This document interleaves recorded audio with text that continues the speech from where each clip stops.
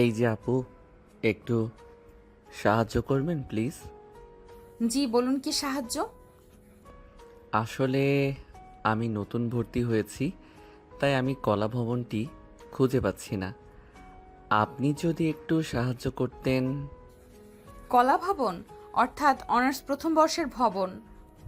মানে তুমি আমার ছোট? ছোট হতেই পারি, এটা স্বাভাবিক, তাই অবাক হওয়ার কিছুই নেই। আচ্ছা আসো, তোমাকে কলা ভবনটা দেখিয়ে দেই। জি চলুন। আচ্ছা তোমার নাম কি? আমার নাম নাহিদ হাসান, সবাই দীপ বলে ডাকে। বাহ, সুন্দর নাম। আপনার ব্যাপারে তো কিছু বললেন না। আমি Arisha Sultana, honours final year. মানে আপনি আমার 2 বছরের সিনিয়র? অবাক হওয়ার কি আছে, সিনিয়র তো হতেই পারি। তোমার কথাই তো। না মানে আমি তা বলিনি, আমার সিনিয়রদের একদম ভালো লাগে না। কেন? কারণ এই সিনিয়রগুলা সবসময় র্যাগিং নিয়ে পড়ে থাকে, সবাইকে জ্বালায়। এগুলো আমার একদম পছন্দ না। কিন্তু আপনি অনেক ভালো। আমি ভালো এটা কিভাবে বললে? আমি তো সিনিয়র, তাই না? আমি তো খারাপও হতে পারি। না, আপনি খারাপ না। আপনি হয়তো একটু রাগী, কিন্তু আপনার মনটা অনেক ভালো। না জেনে এত কিছু কিভাবে বলছো? সব সময় জানার প্রয়োজন হয় না, কিছু জিনিস এমনিতেই অবাক হয়। আরে কথা বলতে বলতে তো চলে এসেছি, এই যে এটাই হচ্ছে কলা ভবন। ঠিক আছে আপু, ধন্যবাদ আপনাকে। আরে সমস্যা নেই, যাও, আর কোনো সমস্যা হলে আমাকে বলো। ঠিক আছে আপু। দীপ ঢুকে গেল কলা ভবনে, কিন্তু আরিশা তখনও সেখানে দাঁড়িয়ে আছে। ভাবছে ছেলেটার কথার ধরন, ছেলেটার হাসি, সব কিছু মিলে আরিশা এই প্রথম কারোর উপর ক্রাশ খেলো। তখন তার ভাবনা ভাঙে তার বান্ধবীদের কথায়। কি রে আরিসা, এটা কি হলো তোর? আশেপাশে অত কোনো ছেলে আসতে ভয় পায়, আর এই ছেলেটা এসেই তোর সাহায্য নিয়ে নিল। আরে তেমন কিছু না, নতুন ভর্তি হয়েছে তো তাই কিছু জানে না। তোর কথা আমার কেন জানি ঠিক মনে হচ্ছে না। আবার জুনিয়র ছেলের প্রেমে টেমে পড়ে গেলি নাকি? ছেলেটাও কিন্তু খারাপ না। তুই কি পাগল? ছেলেটা আমার 2 বছরের ছোট। এই ছোট তো কি হয়েছে, ভালোবাসা কখনো বয়স মানে না। শিলার কথাই আরিশা চুপ হয়ে যায়। তখনই ক্লাসের বেল বাজে, তাই তারা ক্লাসে চলে যায়। ক্লাস শুরু হয়, কিন্তু আরিশা ক্লাসে মনোযোগ দিতে পারছিল না। তার মাথায় শুধু দ্বীপে সেই মন করা হাসি। চলুন আরিশার ক্লাস শেষ হতে হতে আমরা আমাদের আজকের নায়ক নায়িকার পরিচয় জেনে আসি। আমাদের নায়িকা আরিশা সুলতানা, লম্বা ফর্সা ও ঘন হালকা কালো চুলের অপরূপ সুন্দরী। সে শহরের ধনী ব্যবসায়ী মিস্টার সামিরের মেয়ে। তাছাড়া মিস্টার সামির আরিশার ভার্সিটির সভাপতি, তাই আরিশা পড়াশোনায় ফাঁকিবাজি হলেও সেই ভার্সিটির তার দাপট অনেক। আরিশাকে সেই ভার্সিটির সবাই ভয় পায়। অন্যদিকে আমাদের নায়ক নাহিদ হাসান দীপ, লম্বা ফর্সা, ঘন চুল আর সেই মন কাড়া হাসি, যা আজকে আমাদের নায়িকাকে ফিদা করে দিয়েছে। দ্বীপের পরিবারের পরিচয় গল্পের সাথে থাকুন, তাহলেই জানতে পারবেন। তাহলে এবার গল্পে ফিরি। ভার্সিটিতে দ্বীপের দ্বিতীয় সপ্তাহ। সে আজ লাইব্রেরিতে এসেছে, বইয়ের তাক ঘেটে কিছু খুঁজছে। হঠাৎ পাশ থেকে পরিচিত কণ্ঠ ভেসে আসে। যে দীপ, কি খুঁজছো এত মন দিয়ে? আরে আপনি? না মানে আমাদের স্যার একটা প্রজেক্ট দিয়েছেন, তো তার জন্য কিছু রেফারেন্স খুঁজছি। বাহ, তুমি তো দেখি বেশ সিরিয়াস ছাত্র। ফার্স্ট ইয়ারে এমনটা কমই দেখা যায়। আসলেই আমার অভ্যাস এমন, নতুন জায়গায় এসে নিজেকে প্রমাণ করতে ইচ্ছে করে। এই কথাটা ভালো বললে, নিজের জায়গা নিজেকেই তৈরি করে নিতে হয়। ঠিক বলছেন। আপনি কি বই খুঁজছিলেন? আমি তো লাইব্রেরিতে এসেছিলাম একটু শান্ত সময় কাটাতে, কিন্তু এখন মনে হচ্ছে আজ লাইব্রেরিটাও বেশ শব্দময়। আমার জন্য? হয়তো। আপনার হাসিটা অনেক সুন্দর, জানেন। অত মিষ্টি কথা বলো না দীপ, বিপদে পড়বে। বিপদ যদি এমন হয় তাহলে প্রতিদিন আসতে রাজি আছি। দুজনেই হেসে ফেলে। কিছুক্ষণের জন্য দুজনের চোখে চোখ পড়ে। একটা অদ্ভুত নীরবতা যেন চারপাশ থেমে গেছে। আচ্ছা শোনো, তোমার ক্লাস কখন? আধা ঘন্টা পর। তাহলে এসো, ক্যাম্পাসের ক্যান্টিনে একটু বসি। আপনি আমায় ক্যান্টিনে ইনভাইট করতেছেন? হ্যাঁ মিস্টার দীপ, একটু চা তো খেতে পারো আমার সঙ্গে। আপনার সঙ্গে সময় কাটানোর সুযোগ কি আমি ছাড়বো? দুজন পাশাপাশি হাঁটতে থাকে। ক্যাম্পাসের বাতাসে তখন এক অন্যরকম শীতলতা, যেন প্রেম আস্তে আস্তে জন্ম নিচ্ছে। আরে আরিসা, আজ তো দেখি লাইব্রেরিতেই রোমান্স সুবাস ছড়াচ্ছে। ওই দ্বীপ, ছেলেটার সঙ্গে কি মিষ্টি মিষ্টি কথা বলছিলি শুনলাম, কি ব্যাপার? তোরা কি স্টকের মতো আমার পেছনে পেছনে ঘুরিস নাকি? কবে থেকে আমার ব্যক্তিগত কথায় ঢুকলি? দূর, বেশি রাগ করিস না, আমরা তো তোর ভালোই চাচ্ছি। আর একটা কথা বলি, ছেলেটা কিন্তু দেখতে যেমন কিউট তেমন মেজাজ জবরদস্ত। আর তোর চোখে যেভাবে তাকাচ্ছিল না, যেন জীবনের মানে খুঁজে পেয়েছে। ও শুধু মিষ্টি কথা বলতে জানে, ওসব ছেলেদের থেকে দূরে থাকাই ভালো। আহ, নিজের মনেই হার মেনে গেছিস, এখন বাহানা করছিস? মানে জুনিয়র হোক আর সিনিয়র, তোদের মধ্যে যে কিছু একটা হচ্ছে তার চোখে পড়েই যায়। ওর হাসিটা খুব আলাদা। ওমা, প্রেমে পড়ে গেছিস বুঝি? প্রেম না, হয়তো ভালো লাগা। আমি নিজেও বুঝতে পারছি না। বুঝতে পারবি, সময় দে নিজেকে। তবে একটা কথা, তুই চাইলে আমরাও ব্রেকআপ দিচ্ছি। আর হ্যাঁ, মনে রাখিস, বয়স কখনোই ভালোবাসায় বাধা না। তিন বান্ধবী হেসে হেসে হাঁটতে থাকে, আর আরিশার মনে তখনও দ্বীপের মিষ্টি কথাগুলো গুনগুন করে বাজছে। ভার্সিটির বার্ষিক সাংস্কৃতিক অনুষ্ঠান, পুরো ক্যাম্পাসের রং যেন রঙিন হয়ে উঠেছে। গাছের ডালে ডালে ঝুলছে রং বেরঙের বাতি, ছাদ থেকে ব্যানার, আর মঞ্চের চারপাশে ব্যস্ত সাউন্ড চেক। এক একটা বিভাগ থেকে শুরু হয়েছে শেষ মুহূর্তের প্রস্তুতি। দীপ একটা কর্নারে দাঁড়িয়ে একটু নার্ভাস হয়ে নিজের গলার আওয়াজ মিলাচ্ছিল। তার হাতে একটা কাগজ গানের কথা লিখে রেখেছে, যেন ভুল না যায়। ঠিক তখনই পেছন থেকে, তুমি তো দেখছি একদম সিরিয়াস হয়ে গেছো। আপনি? ও আপু, মানে আরিশা আপু, আপনি এখানে? আমি তো সংস্কৃতি কমিটির কোঅর্ডিনেটর। তোমরা জুনিয়ররা কি করছো না দেখলে চলে? আমি একটা গান গাইবো, একটু টেনশন লাগছে, সবাই তো নতুন। ভয় পেও না, আমি জানি তুমি ভালো করবে। আপনি পাশে থাকলে ভয় অনেকটাই কেটে যায়।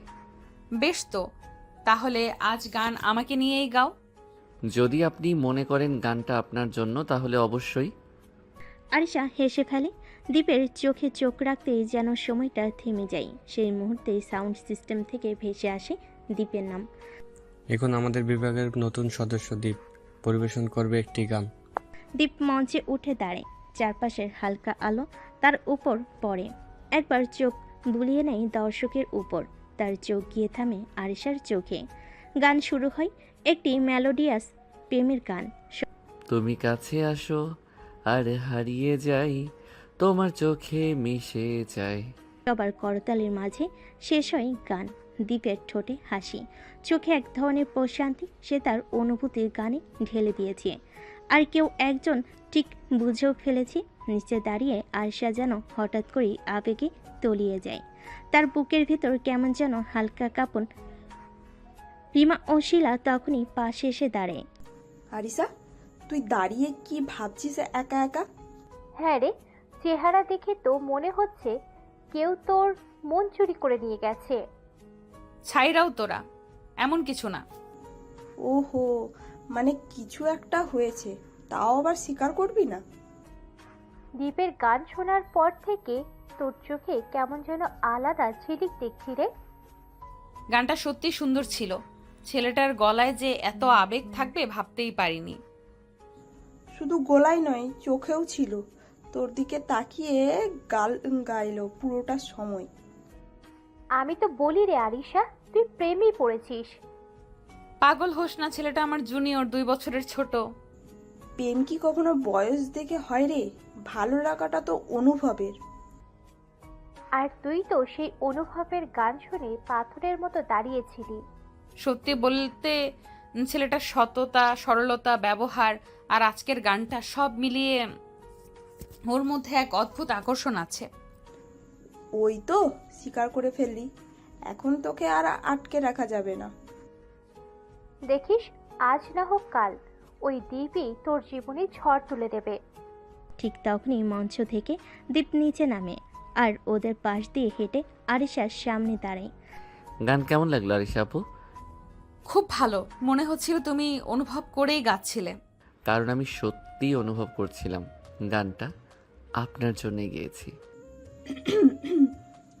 আমরা একটু দূরে যাই রে রিমা। হ্যাঁ, এখানে তো আবহাওয়াটা একটু বেশি রোমান্টিক হয়ে যাচ্ছে। আজকে আপনার জন্য গান গেয়ে অনেক হালকা লাগছে, মনে হচ্ছে আপনি আমার ভরসা। এতটা গুরুত্ব দেওয়ার কিছুই নেই দীপ, আমি তো শুধু। আপনি শুধু না, অনেক কিছু। আমার কাছে আপনি প্রথম একটা ভালো লাগা।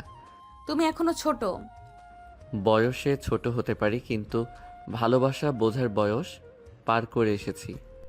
আরিশা কিছু বলার আগে সাংস্কৃতিক অনুষ্ঠানের শেষ ঘোষণা ভেসে আসে মাইকে, কিন্তু তাদের মাঝে তৈরি হয় সেই চোখের ভাষা। বুঝে নিতে দেরি হয় না, তাদের গল্প শুরু হয়ে গেছে। আরিসা, ট্যুরের লিস্টে তোর নাম দিচ্ছি তো। হ্যাঁ রে, এইবার কোনো অজুহাত চলবে না, তুই আসবি। যাই বা না যাই এখনো ঠিক করিনি, এত ঝামেলা লাগে ট্যুরে গেলে। ঝামেলা না, রোমাঞ্চ বল। আর তোর তো এখন বিশেষ কারণ আছে যাওয়ার। বিশেষ দ্বীপ ট্যুর মানেই তো খোলা মাঠ, ঝিরিঝিরি হাওয়া আর জুনিয়র ক্লাসের এক্সট্রা টাইম। ছাইরাও তোরাও না, একদম অবুঝের মতো কথা বলিস। ও মাই গড, এখন বলছিস? তেমন কিছু না রে বাপ, আজকাল তো তুই সেজে গুজে ভার্সিটিতে আসিস। দ্বীপের ক্লাস শিডিউল মুখস্থ করে রাখিস, সে কোন করিডোর দিয়ে আসে তাও জানিস। বাস কর তোরা, আর যদি শুনে ফেলে? তো শুনলে কি, ভালোই তো। এমন ছেলে বারবার আসে না রে, খাঁটি শোনা, তাও আবার সিনিয়র ক্লাসে ফিদা। শোন, ট্যুরে গেলে ওর সঙ্গে সময় কাটাতে পারবি, জানবি ও আসলে কেমন, তখন না হয় সত্যি করে কিছু ভাববি। ঠিক তখনই ফোনে একটি মেসেজ আসে, ট্যুরের নোটিশ। ভার্সিটি থেকে একদিনের সিলেট ট্যুরের ঘোষণা। আরিশা তখন মেসেজ পড়ে। সিলেট, মাধবকুণ্ড, বিছানাকান্দি। আচ্ছা, যাওয়া যায় তো? ওয়াও, তোর মতন বদলে গেল। আমি তো বলেছিলাম তোর মন গলে যাবে। ঠিক তখনই সামনে করিডোর দিয়ে দীপ আসে, ব্যাগে ফাইল হাতে। আরিশা আপু, শুনলাম ট্যুরের লিস্টে আপনার নামও আছে। এখনো দেইনি, ভাবছি। প্লিজ যান না, আমি আসলে আপনার সঙ্গেই ঘুরতে চাই। এত কনফিডেন্ট? যদি আমি না যাই? তাহলে আমিও যাব না। বাহ বাহ, এই হলো জুনিয়র রাজা, আমাদের আপুর জন্য ট্যুর ছাড়তেও রাজি। আরিশা, তুই এখন না গেলে কিন্তু ওর ভালোবাসায় বিশাল ছেদ পড়ে যাবে। আচ্ছা ঠিক আছে রে, যাব। কথা দিচ্ছেন তো? আচ্ছা, কথা দিলাম। শীতের সকাল, হালকা বাতাসে আজ ভার্সিটির পরিবেশটাই যেন অন্যরকম। চারিদিকে হাসি, উচ্ছ্বাস, ফিসফিস, কারণ আজ সেই কাঙ্ক্ষিত দিন, যেদিন সবাই যাবে ট্যুরে। এই ট্যুর নিয়ে কত প্ল্যান, কত স্বপ্ন। কেউ নতুন জায়গা দেখার আনন্দে, কেউ আবার কারোর সঙ্গে বেশি একটু সময় কাটানোর আশায়, মুখে লুকানো হাসি।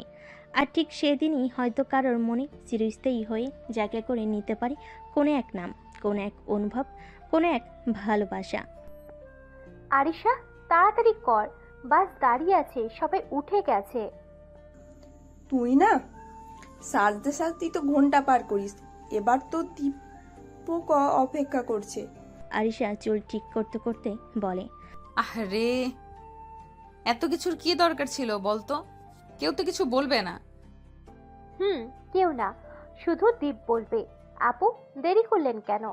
এই কথায় যে কি মায়া লুকিয়ে থাকে। চল চল, আজকের বাস জার্নি জমে উঠবে মনে হচ্ছে। তার তিনজন দৌড়ে ভার্সিটির সামনে দাঁড়িয়ে থাকা ট্যুর বাসের দিকে এগিয়ে যায়। চারপাশে আনন্দের শব্দ, সবার মুখে হাসি। বাসের গেটের সামনে দীপ দাঁড়িয়ে। আরিশা আপু, অবশেষে এলেন। তুমি তো বলেছিলে আসতে, তাই আর না আসার উপায় ছিল না। ভালো করেছেন, আমি জানতাম আপনি আসবেন। ভাইরে, এই যে চোখে চোখে কথা হচ্ছে। আর কথা বলবি না, চল ভিতরে বসি। তারা বাসে উঠে শিলা আর রিমা পেছনের সিটে গিয়ে বসে যায়, আর দীপ বসেছিল জানালার পাশে পাশে ফাঁকা সিটটা ধরে রেখেছি। আপু, আপনি এখানে বসবেন? আমি এখানে? হ্যাঁ, আপনি না বসলে তো আমার সফরটাই অপূর্ণ থেকে যাবে। আরিশা তখন একটা মুচকি হাসি দিয়ে দীপের পাশে বসে পড়ে। ঠিক আছে বসি, তবে একটা শর্তে। বলুন। সারা রাস্তা তুমি আমাকে বিরক্ত করবে না। অসম্ভব, আপনি পাশে থাকলে চুপ থাকা যায় নাকি? বাস চলতে শুরু করে, জানালার পাশ ভেসে আসে সকালের আলো, ঠান্ডা বাতাসে আরিশার চুল উঠছে। দীপ তাকিয়ে তাকে অবাক হয়ে। কি দেখছো এভাবে? কিছু না আপু, আপনি জানেন আপনি হাসলে পুরো পৃথিবী থেমে যায় মনে হয়। আবার শুরু করলে? সত্যি বলছি, আজকের সকালটা আপনার জন্যই এত সুন্দর লাগছে। বাসে গান বাজে, সবার মধ্যে হই হুল্লোড়, কিন্তু দীপ আর আরিশার চারপাশটা এক অদ্ভুত নীরব ভালো লাগে ভরে থাকে। তোর এই একটা শব্দই যেন এক নতুন উত্তেজনার জন্ম দেয়। ব্যস্ত শহরের ব্যস্ততা, ভার্সিটি ক্লাস আর পড়াশোনার চাপ থেকে কয়েকটা দিনের মুক্তি। কিছু দিনের জন্য হলো সবে নিজেদের মতো করে বাঁচতে চায়। ছেলেমেয়েরা দল বেঁধে ঘোরাঘুরি, নতুন জায়গা দেখা আর মনের কোণে লুকিয়ে রাখা কথাগুলো বলে ফেলার উপযুক্ত সময় এই ট্যুর। ঘণ্টাখানেকের জার্নি শেষে তাদের বাস এসে থামে নির্ধারিত স্পটে। পাহাড়ে ঘেরা একটা ছোট্ট রিসোর্ট, যেখানে চারিদিকে সবুজ সমারোহ, বড় বড় গাছ, পাখির কলতান আর হালকা ঠান্ডা বাতাস যেন মনটা একেবারে জুড়িয়ে দেয়। জায়গাটার সৌন্দর্য দেখে প্রথমেই সবার চোখ বড় বড় হয়ে যায়। কেউ ছবি তুলতে ব্যস্ত, কেউ বা জায়গাটা নিজের চোখে যে অবাক। আরে রিমা, জায়গাটা কি সুন্দর না! আমি তো প্রেমে পড়ে গেলাম একেবারে। আহা, জানালার পাশে বাগান, এক পাশে ছোট্ট ঝর্ণা, মনে হচ্ছে কোনো সিনেমার সেটে এসে পড়েছি। এখন বুঝলাম এত হইচই করে ট্যুরে আসার মানে কি। একদম নিঃশব্দ শান্ত জায়গা। আপু, জায়গাটা কেমন লাগছে আপনার? এক কথায় স্বপ্নের মতো। আমি কখনো এত সুন্দর জায়গায় আসিনি। আপনার চোখের মতো? তুমি আবার শুরু করলে? দীপ তো আপুকে একদম হজম করতে পারছে না রে, কোথায় কোথায় প্রেম জড়ায়। এইভাবে চোখে চোখে প্রেম হলে রিসোর্টেই যদি বাসর বসে যায়, আমি কিন্তু ছবি তুলবো। তোরা চুপ কর, কিছু বললেই এখন প্রেমের ট্যাগ দিয়ে দেয়। সবে ব্যাগপত্র নিয়ে নামছে। রিসোর্টের লোকজন রুমগুলো ভাগ করে দিচ্ছে। রুমগুলো ছোট হলেও বেশ সাজানো। জানালার পাশে দাঁড়িয়ে দূরে সবুজ পাহাড় দেখা যায়। প্রতিটা জানালা যেন আলাদা এক ছবির ফ্রেম। আরিসা, আমাদের রুমটা দেখেছিস? জানলার পাশে গাছের সারি, তার পেছনে পাহাড়, কি সুন্দর রে! ক্যাম্প ফায়ারটা কোথায় হবে জানিস? এমন জায়গায় যদি ক্যাম্প ফায়ার না হয়, তাহলে এই ট্যুরটাই বৃথা। সবাই রুমে গিয়ে ফ্রেশ হয়ে নিচ্ছে। কয়েকজন ঘুরতে বের হয়েছে আশেপাশে। রিসোর্টের ভেতরে ছোট্ট একটা কফি শপ আছে। দীপ সবার থেকে একটু দূরে দাঁড়িয়ে ক্যামেরা হাতে কিছু ছবি তুলছে, কিন্তু তার ক্যামেরার লেন্স যতই ঘুরুক, চোখটা আটকে গেছে একজনের উপরেই, আরিশা। ওই কি করছো এখানে দাঁড়িয়ে? কিছু না আপু, জায়গাটা এত সুন্দর, ভাবলাম কিছু ছবি তুলে রাখি। আমার দিকেই ক্যামেরা কেন? কারণ আপনি এই জায়গার সবচেয়ে সুন্দর দৃশ্য। তুমি এত সাহস কই পেলা? সাহস না আপু, মনের কথা বললাম শুধু। আপনার অনুমতি ছাড়া ছবি তুলে ফেলেছি, মাফ করবেন। পরে আমারে সব ছবি দেখাবে। যদি একটা ছবিতেও খারাপ দেখি তাহলে কিন্তু ফোন ভেঙে ফেলবো। ঠিক আছে, আপনি ছবির বিচারক, আমি ফটোগ্রাফার। চারিদিকে যেন একটা স্নিগ্ধ শান্ত পরিবেশ, সবার মাঝে হাসি, রোমাঞ্চ, কিছুটা টেনশন। কার কাকে নিয়ে কি ভাবছে সেটা নিয়ে ফিসফাস। আর দীপ আরিশা এই দুটা চরিত্র একে অপরকে বোঝার এক নতুন অধ্যায় পা রেখেছে। চোখে চোখে যতটুকু বলা যায় তারা যেন ঠিক ততটুকুই বলছে। কথা না বলেও যেন অনেক কিছুই বলা হয়ে গেছে। আরিসা, চল রুমে যাই, আবার কিছুক্ষণ পরে নিচে সবাই মিলে ঘুরতে বেরোবো। চল। পাহাড়ের কোলে দাঁড়িয়ে থাকা সেই ছোট্ট রিসোর্টে এক নীরব অনুভব জমে উঠেছে। ট্যুরের এই শুরুটা যেন গল্পের এক নতুন ভাগ। বাকি দিনগুলোতে কি হবে, একসাথে সময় কাটানো, হাসি ঠাট্টা আর কিছু অজানা অনুভব কি আর একটু গভীর হবে। ট্যুর মানেই শুধু ঘোরাঘুরি না, তার সঙ্গে জমে ওঠা আড্ডা, হঠাৎ করে ঘটে যাওয়া হাসির কাণ্ড কাহিনী আর কিছু মনে রাখার মতো মুহূর্ত। আর এই পূর্বে ঠিক তেমনই এক ঘটনা ঘটল যা সবার সারা জীবনই মনে রাখবে, বিশেষ করে দীপ। সন্ধ্যা হতে আর বেশি দেরি নেই, সবাই রিসোর্টের পেছনে খোলা মাঠে জড়ো হয়েছে। কিছুজন ব্যস্ত ক্যাম্পফায়ার প্রস্তুতিতে, কেউ ছবি তুলছে, কেউ বা গিটার বাজিয়ে গলা ছেড়ে গান ধরেছে। আরিসা, এই ট্যুরের ছবি তো দিয়েই একটা অ্যালবাম বানাবো রে। আমাদের এত হিট লুক দেখলে তো ইনস্টাগ্রামও হিংসা করবে। আগে তো ছবি তুলতে দে, তুই না সামনে দাঁড়ালে পুরো ব্যাকগ্রাউন্ডটাই ঢেকে যায়। এই রিমা, অতটাও মোটা না আমি। তোরা কি থামবি না একবার? এই সময় দীপ হাতে একটা ড্রোন নিয়ে আসে। সব আপু, রিসর্টের উপর দিয়ে কিছু ড্রোন শট নিব ভাবছিলাম। বাহ, বেশ আইডিয়া, তবে সাবধানে চালাবি, কারো মাথায় যেন না পড়ে। চিন্তা করবেন না আপু, আমি প্রফেশনাল। সবাই চুপ করে দাঁড়িয়ে ড্রোন ওড়ানো দেখছে। দীপ বেশ কায়দা করে ড্রোনটা ওড়াচ্ছে, কখনো পাহাড়ের গায়ে, কখনো নিচে ক্যাম্পফায়ার ঘিরে ঘোরাফেরা করছে। আর ঠিক তখনই ঘটল সেই কাণ্ড।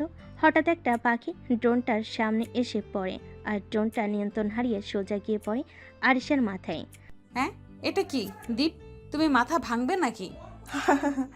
ড্রোনটা একেবারে আরিসার মাথায় পার্কিং করলো। ভিডিওটা কেউ তুলেছে, ভাইরাল হবে নিশ্চিত। আপু সরি, আমি তো বুঝতেই পারিনি। তুই তো বললি প্রফেশনাল। আপু, আজ থেকে আর বলবো না, আমি পাকা পাগল। এখন থেকে ওর নাম ড্রোন বয় দ্বীপ। আর আরিশা হলো হেলমেটলেস হিরোইন। হাসিতে রোল উঠেছে, সবাই এমন হেসে ফেল যেন অনেক বছর পর পেট ভরে হেসেছে। দীপ এক হাতে কান চেপে ধরে ক্ষমা চাইছে, আর আরিশা মুখ গম্ভীর করে তাকিয়ে আছে, তবে তার চোখের কোনো একটু হাসি রেখা। ঠিক আছে, মাফ করে দিলাম, তবে এক শর্তে। কি শর্ত? সন্ধ্যায় ক্যাম্পফায়ারে গান গাইতে হবে, সামনে দাঁড়িয়ে। গান? আমি তো গাইতে পারি না। সেটা আমি দেখব। ড্রোন চালাতে পারিস, গান গাইতে পারবি না? ক্যামেরার ব্যাটারি শেষ। আরে না না, আজ তোকে গাইতেই হবে। এমন এক আনন্দঘন মুহূর্তে সবাই আবার একসাথে বসে ক্যাম্পফায়ার ঘিরে, আলো ছায়ার খেলা, গিটারের সুর, আর সেই সঙ্গে ট্যুরের প্রথম দুষ্টু কাণ্ডটা যেন সবাইকে আরও একটু কাছাকাছি নিয়ে আসে। আর দীপ, তার জন্য শুরু হলো নতুন এক ড্রোন কাহিনীর অধ্যায়। ট্যুরের শেষ দিন, সূর্যটা যেন আজ একটু বেশি মন খারাপ নিয়ে উঠেছে। সকালের বাতাসে ক্লান্তির ছায়া, আর চোখে মুখে সবার ঘোরাঘুরি তৃপ্তি। গত কয়দিনের আনন্দ, হাসি, দুষ্টামি সব কিছু যেন সময় ছিনিয়ে নিয়ে নিচ্ছে। হোটেলের ব্যাগ গোছানোর শব্দ, দরজার বন্ধ করার আওয়াজ, আর তার ফাঁকে ফাঁকে বন্ধুত্বের গুঞ্জন, সব মিলে এক অদ্ভুত আবহ। আরিসা, তোদের ফেলে যেতে ইচ্ছা করছে না রে। এমন মজা কবে আবার হবে কে জানে। তুই যদি আর একবার ড্রোন কাণ্ড বলিস না, তবেই শান্তি। ঠিক আছে ঠিক আছে, আর বলবো না। জানিস, ট্যুরে আসার আগে ভেবেছিলাম মাথা গরম হবে, ক্লান্ত হব, কিন্তু এখন মনে হচ্ছে এটা না এলে বুঝতামই না কিছু অনুভূতি কি জিনিস। কে রে, কে এত আবেগ? তুই কি সিরিয়াসলি বদলে যাচ্ছিস? না রে, তুই তো প্রেমে পড়েছিস, সেই জুনিয়র দ্বীপের প্রেমে। চুপ কর তোরা, এসব কথা বাসে বসে বলিস, সবাই শুনে ফেলবে। আর হ্যাঁ, তখনই দীপ আসে ব্যাগ নিয়ে। আপু, তোমার ব্যাগটা আমি বাসে তুলে দেই? না না, লাগবে না, আমি নিয়ে নেব। মানে আপনি আমাকে আর বিশ্বাস করেন না? ওহো, এখন তো পুরো ড্রামা চলছে। আরে দীপ, তুমি শুধু ব্যাগ না, ইচ্ছে করলে আবুকে বিয়েও করে ফেলতে পারো। তোরা চুপ করবি না? একটা হাসির হই হুল্লোড় ভেতরে সবাই বাসে উঠে। জানালার পাশের সিটে বসে আরিশা তাকিয়ে থাকে বাইরের পাহাড় আর গাছের দিকে। অন্যদিকে দীপ বসে আছে পেছনে, কিন্তু একবারও চোখ সরে না সামনের দিকে তাকানো থেকে। বাস চলছে ধীরে ধীরে, সব ফেলে পেছনে রেখে এগিয়ে যাচ্ছে চেনা শহরের পথে। আরিসা, তোর এত চুপ কেন? কিছু না, জানিস কিছু মুহূর্ত থাকে যা খুব তাড়াতাড়ি শেষ হয়ে যায়, অথচ চায় না সেটা ফিরুক। তাহলে লিখে রাখিস, জুনিয়র ছেলের রোমান্টিক ভালোবাসা পর্ব ট্যুরে শেষ। হাসি সুরে কেটে গেল ফেরার পথটা। শহরের আলো দেখা দিল, চেনা রাস্তাগুলো আবার ফিরে এলো চোখের সামনে। কিন্তু একটা জিনিস বদলে গেছে, আর সেটা হলো একে অপরের প্রতি দৃষ্টিভঙ্গি। আর সে হয়তো এখনও বুঝে উঠতে পারেনি, কিন্তু সে নিজের অজান্তেই এক জুনিয়র ছেলের হাসিতে ভেতরে ভেতরে এক অন্যরকম অনুভব করে বসেছে। আর দীপ, সে তো একেবারে নিশ্চিত এই ট্যুরে সে শুধু পাহাড় নদী না, নিজের ভালোবাসার গন্তব্যও খুঁজে পেয়েছে। ক্যান্টিনে বসে থাকা দীপ আর আরিশা। এখন দুপুরের সুর, চারপাশের ক্যান্টিনের শব্দ, ছাত্র ছাত্রীদের হাসি ঠাট্টা, আর মাঝে মাঝে খুচরো কথাবার্তা। দীপ আর আরিশা আজ একটু অন্যরকম, একে অপরের পাশে বসে খাচ্ছে। আরিশা বিরক্তি ঝেড়ে তার খাওয়া শেষ করে দীপের দিকে তাকায়। দীপ, তোমার পরিবার সম্পর্কে একটু জানাতে পারো? পরিবার? আবার কেন? না কিছু না, মনে হচ্ছে তুমি কখনো বলনি তোমার পরিবারের কথা। তোমার তো একটা ভিন্ন অনুভূতি দেখি যখন বিষয়টা আসে।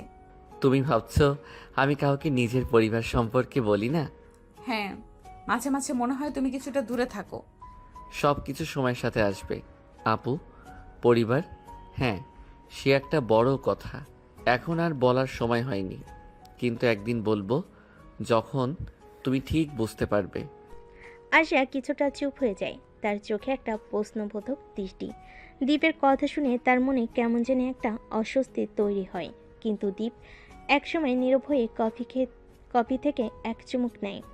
এমন সময় দীপ যেন কিছু ভাবতে থাকে, চোখ বন্ধ করে কিছু মুহূর্তের জন্য অতীতে চলে যায়। ফ্ল্যাশব্যাক। দীপ যখন ছোট ছিল, তার জীবন একদমই অন্যরকম ছিল। তার বাবা মা ছিল ধনী, শহরের বড় ব্যবসায়ী, সব কিছু ছিল আদর্শ। কিন্তু কিছু বিষয় ছিল যা দীপকে কখনোই বুঝতে দেওয়া হয়নি। একটা সময় যখন সে 17 বছর বয়সী ছিল, তখন তার বাবা মা তার উপর খুব চাপ দিতে থাকে। দীপ, তুমি জানো আমাদের পরিবার কি চায়? তোমার পড়াশোনা, তোমার ভবিষ্যৎ, এটা তোমারই দায়িত্ব। তুমি আমার ছেলে কি না আমার সন্দেহ। তুমি সবসময় আমাদের কথা শোনো না। তোমার কি একটু দায়িত্বশীল হওয়া উচিত নয়? আমার মনে হয় তোমাকে দুনিয়াতে আনাই আমার ভুল হয়েছে। এই কথাগুলো ছিল দীপের মনের উপর চেপে বসা সেই কঠিন সময়। দীপ চেয়েছিল একটু স্বাধীনতা, নিজের পথ চলতে চেয়েছিল। তবে তার বাবা মা খুবই প্রতিকূল হয়ে ওঠে। দীপ খুবই খারাপ সময় পার করতে থাকে। তাকে পড়াশোনা, ক্যারিয়ার আর পারিবারিক নিয়মগুলো মানতে জোর করা হয়। একদিন অনেক কথা কাটাকাটি হওয়ার পর দীপ তার পরিবারকে ছেড়ে চলে যায়। দীপের দাদিমা তাকে অনেক ভালোবাসতো। তিনি বলেছিলেন দীপ একদিন ফিরবে। দীপ নিজেকে মনে মনে বলে, পারিবারিক ভালোবাসা থাকলেও এখানে কোনো স্বাধীনতা ছিল না। তারা ভাবতো আমাকে তাদের মতোই চলতে হবে, কিন্তু আমি জানতাম আমি নিজে একটা পথ বানাতে পারি। এরপর দীপ নিজের পায়ে দাঁড়াতেই নিজের পথ খুঁজে নিতে ভার্সিটিতে ভর্তি হয় এবং জীবন নতুন করে শুরু করে। দীপের কাছে বাবা মায়ের এই ব্যাপারটা বড় নয়, বরং নিজের সিদ্ধান্ত আর স্বাধীনতা তার কাছে সবচেয়ে গুরুত্বপূর্ণ ছিল। কিন্তু পরিবারের সাথে দূরত্ব তৈরি হওয়ার জন্য তার মনে এক ধরনের শূন্যতা ছিল, একটা খালি জায়গা যা কখনো পূরণ হয়নি। ফ্ল্যাশব্যাক শেষ। দীপ তার অতীত থেকে বের হয়ে আসে। ক্যান্টিনে আরিশার দিকে তাকিয়ে কিছুটা নিশ্চুপ হয়। আরিশাও তার দিকে চেয়ে থাকে, কিন্তু সে আর কিছু বলে না। আরিশা দীপের অভিব্যক্তি দেখে বোঝে দীপের জীবনে এমন কিছু আছে যা এখনও পুরোপুরি শেয়ার করতে প্রস্তুত নয়। আচ্ছা, তুমি যখন খুশি তখন আমাকে বলবে দীপ, কিন্তু মনে রেখো আমি আছি। ধন্যবাদ আপু। এখনও অনেক কিছু থেকে দূরে দীপ, তার পরিবার, তার সম্পর্ক, তার অতীত, সকলে ধীরে ধীরে তার জীবনে প্রবেশ করবে। কিন্তু সে জানে তার সামনে যে পথ রয়েছে সেটা তার নিজের। আর আরিশা, সে একটা বিশ্বাস হয়ে তার পাশে থাকবে। যদিও দীপ জানে তার জীবনে কষ্ট আর যন্ত্রণা আছে, তবে এখন সে একজন বিশেষ বন্ধুর কাছে আছে। আরিশা। সময়ের সঙ্গে মানুষের মনে দূরত্ব কমে যায়, ঠিক যেমনটা হলো দীপ আর আরিশার মধ্যে। ক্যান্টিনে সেই কথোপকথনের পর আরিশার মনে দীপের জন্য একটু আলাদা অনুভূতি কাজ করা শুরু করলো। আগে যে ছেলেটাকে সে শুধুই ক্লাসমেট মনে করত, এখন সে তার আচরণ, চুপচাপ থাকা আর মাঝে মাঝে গভীর চোখে তাকানো, সবই যেন আলাদা কিছু বলছে। আরিশা দীপের পিছনে দাঁড়িয়ে বলে, তুমি এখানে একা বসে আছো? আপনি? আপু হ্যাঁ, একটু হাওয়া খাচ্ছিলাম। তুমি মাঝে মাঝে এত গম্ভীর হয়ে থাকো কেন দীপ?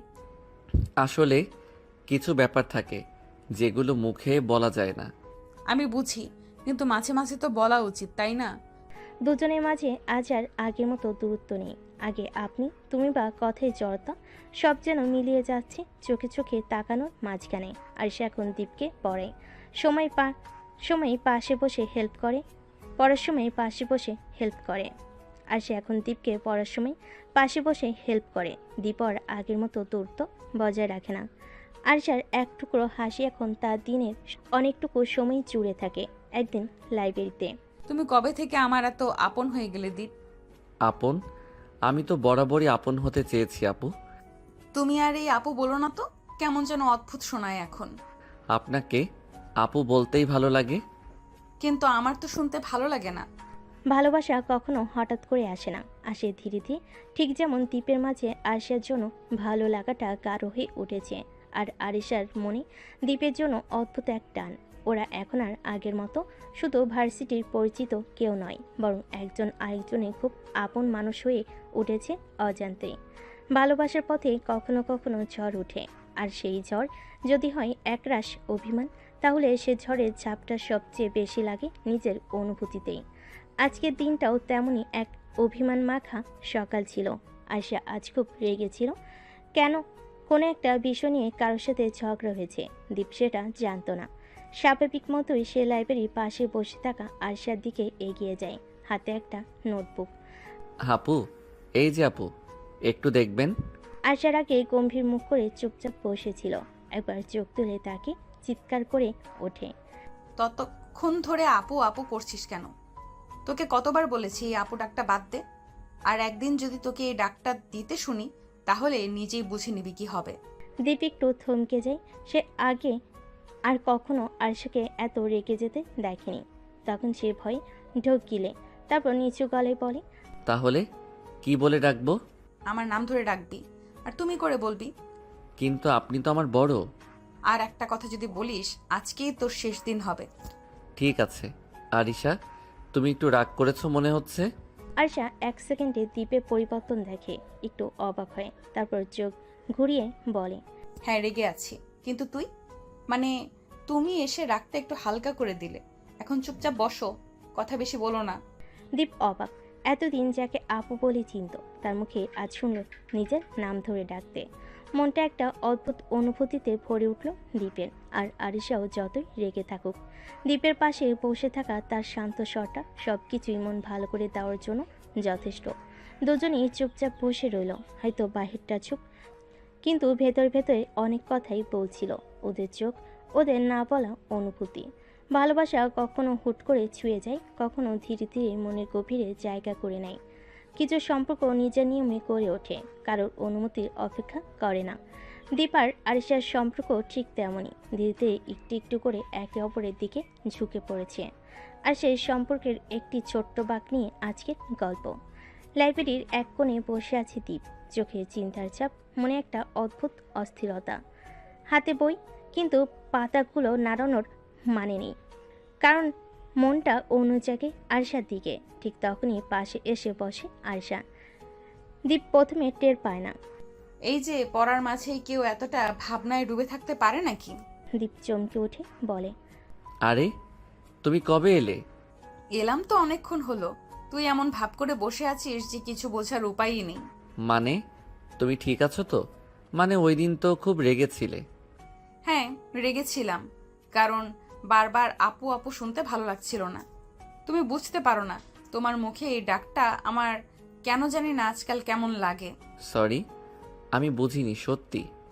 তুমি যখন রাগ করো, তোমাকে তখনও খুব সুন্দর লাগে। তুমি আবার শুরু করলে? জানো, তুমি এত রেগে যাও কেন? যেটা সত্যি সেটাই তো বলছি।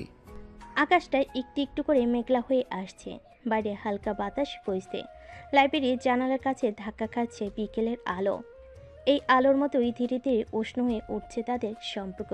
একটা সময় ছিল যখন আপু বলা ছাড়া দীপ কিছুই ভাবতে পারতো না, আর আজ সেই ছেলেটি প্রথমবারের মতো নাম ধরে ডাকছে, চোখে চোখ রেখে বলছে তুমি। ভালোবাসা তো এমনই, একটু সাহস, একটু আবেগ আর অনেকটা ভরসা। আর শুধু সম্পর্কের বাঁধনটা একটু ঘন হলো। সামনের দিনগুলোতে সেই বন্ধন কতটা গভীর হয় তা সময়ই বলবে। ভালোবাসা কখনো চোখে দেখা যায় না, শুধু অনুভবে ধরা পড়ে। অনুভবটা যখন বুকের গভীরে গেঁথে যায় তখন হয়তো সেটা স্বীকার করে নেওয়া যায় না, কিন্তু না বলা কথাগুলো ভেতর থেকে ধাক্কা দিতে থাকে বারবার। আয়শার মধ্যেও এখন সেই অনুভব, সেই না বলা ভালোবাসা। সে ধীরে ধীরে ভালোবেসে ফেলেছে দীপকে। দীপের সঙ্গে সময় কাটানো, তার চোখে চোখ রাখা, তার কথায় মুচকি হাসি, এসব কিছুতেই সে অনুভূতি জেগে উঠেছে। তার বন্ধ করে রাখা যাচ্ছে না। তবে দীপ, সে তো এখনও আগের মতোই ভদ্র, বিনয়ী আর শ্রদ্ধাশীল। তাতে যেন কোথাও একটা দেওয়াল রয়ে গেছে। আজ বিকেলে ক্লাস শেষে ক্যাম্পাসের ক্যান্টিনের পেছনের কর্নারে বসে আছে আরিশা আর তার ঘনিষ্ঠ দুই বান্ধবী শিলা আর রিমা। আরিসা, তুই আজকাল খুব চুপচাপ হয়ে গেছিস, ক্লাসেও বোন নেই তোর। হ্যাঁ রে, তোর তো সবসময় হাসি খুশি মুড থাকে, হঠাৎ কি হয়েছে? বলবো বলবো ভাবছি, কিন্তু সাহস পাই না। এত গম্ভীর ব্যাপার, বল তো কি হয়েছে? দীপকে ভালোবেসে ফেলেছি রে। কি? তুই দীপকে? জানতাম এমনটাই হবে। তো আমরা তোকে কবে দুলাভাই বলে ডাকবো? না রে, সে তো সম্মান করে, খেয়াল রাখে, কিন্তু তার চোখে সেই অনুভবটা দেখি না। তুই ওকে ইশারা ইঙ্গিতে কিছু বলিস না? বলি তো, কখনো আচরণে বোঝানোর চেষ্টা করি, কিন্তু দীপ এমন কিছুই বোঝে না। না বুঝেও না বোঝার ভান করে। আমি বুঝে উঠতে পারছি না রে রিমা। শিলা, ওর মনের কথা। তুই ওর মনের কথা না জেনে শান্তি পাবি না, তাই না? পাবো না রে, আমি ওকে শুধু ভালোবাসি না, ওর জন্য চিন্তা করি, ওর পাশে থাকতে চাই। কিন্তু ও যদি আমার সেই অনুভব না বোঝে, তখন কেমন জানি কষ্ট লাগে। এক কাজ কর, তুই আর না ঘোরাঘুরি করিস, সোজা বলে ফেল সব কিছু, ব্যাস। হ্যাঁ, সম্পর্ক একপাক্ষিক হলে কষ্ট বাড়ে, ওকে জানিয়ে দে। তারপর যাই হোক, তুই অন্তত হালকা হয়ে যাবি। ভাবছি রে, সময় হলে বলবো। আরিশার মনে একরাশ দ্বিধা, কিন্তু তবুও একটা বিষয় পরিষ্কার, তার ভালোবাসা নিখাত, নির্মল। এখন শুধু অপেক্ষা দীপের একটুখানি সাড়ার। আর সেই সাড়া কিভাবে আসে, আদৌ আসে কিনা, তার সময় বলবে। ভালোবাসা বলা যত সহজ, বোঝানো ততটাই কঠিন।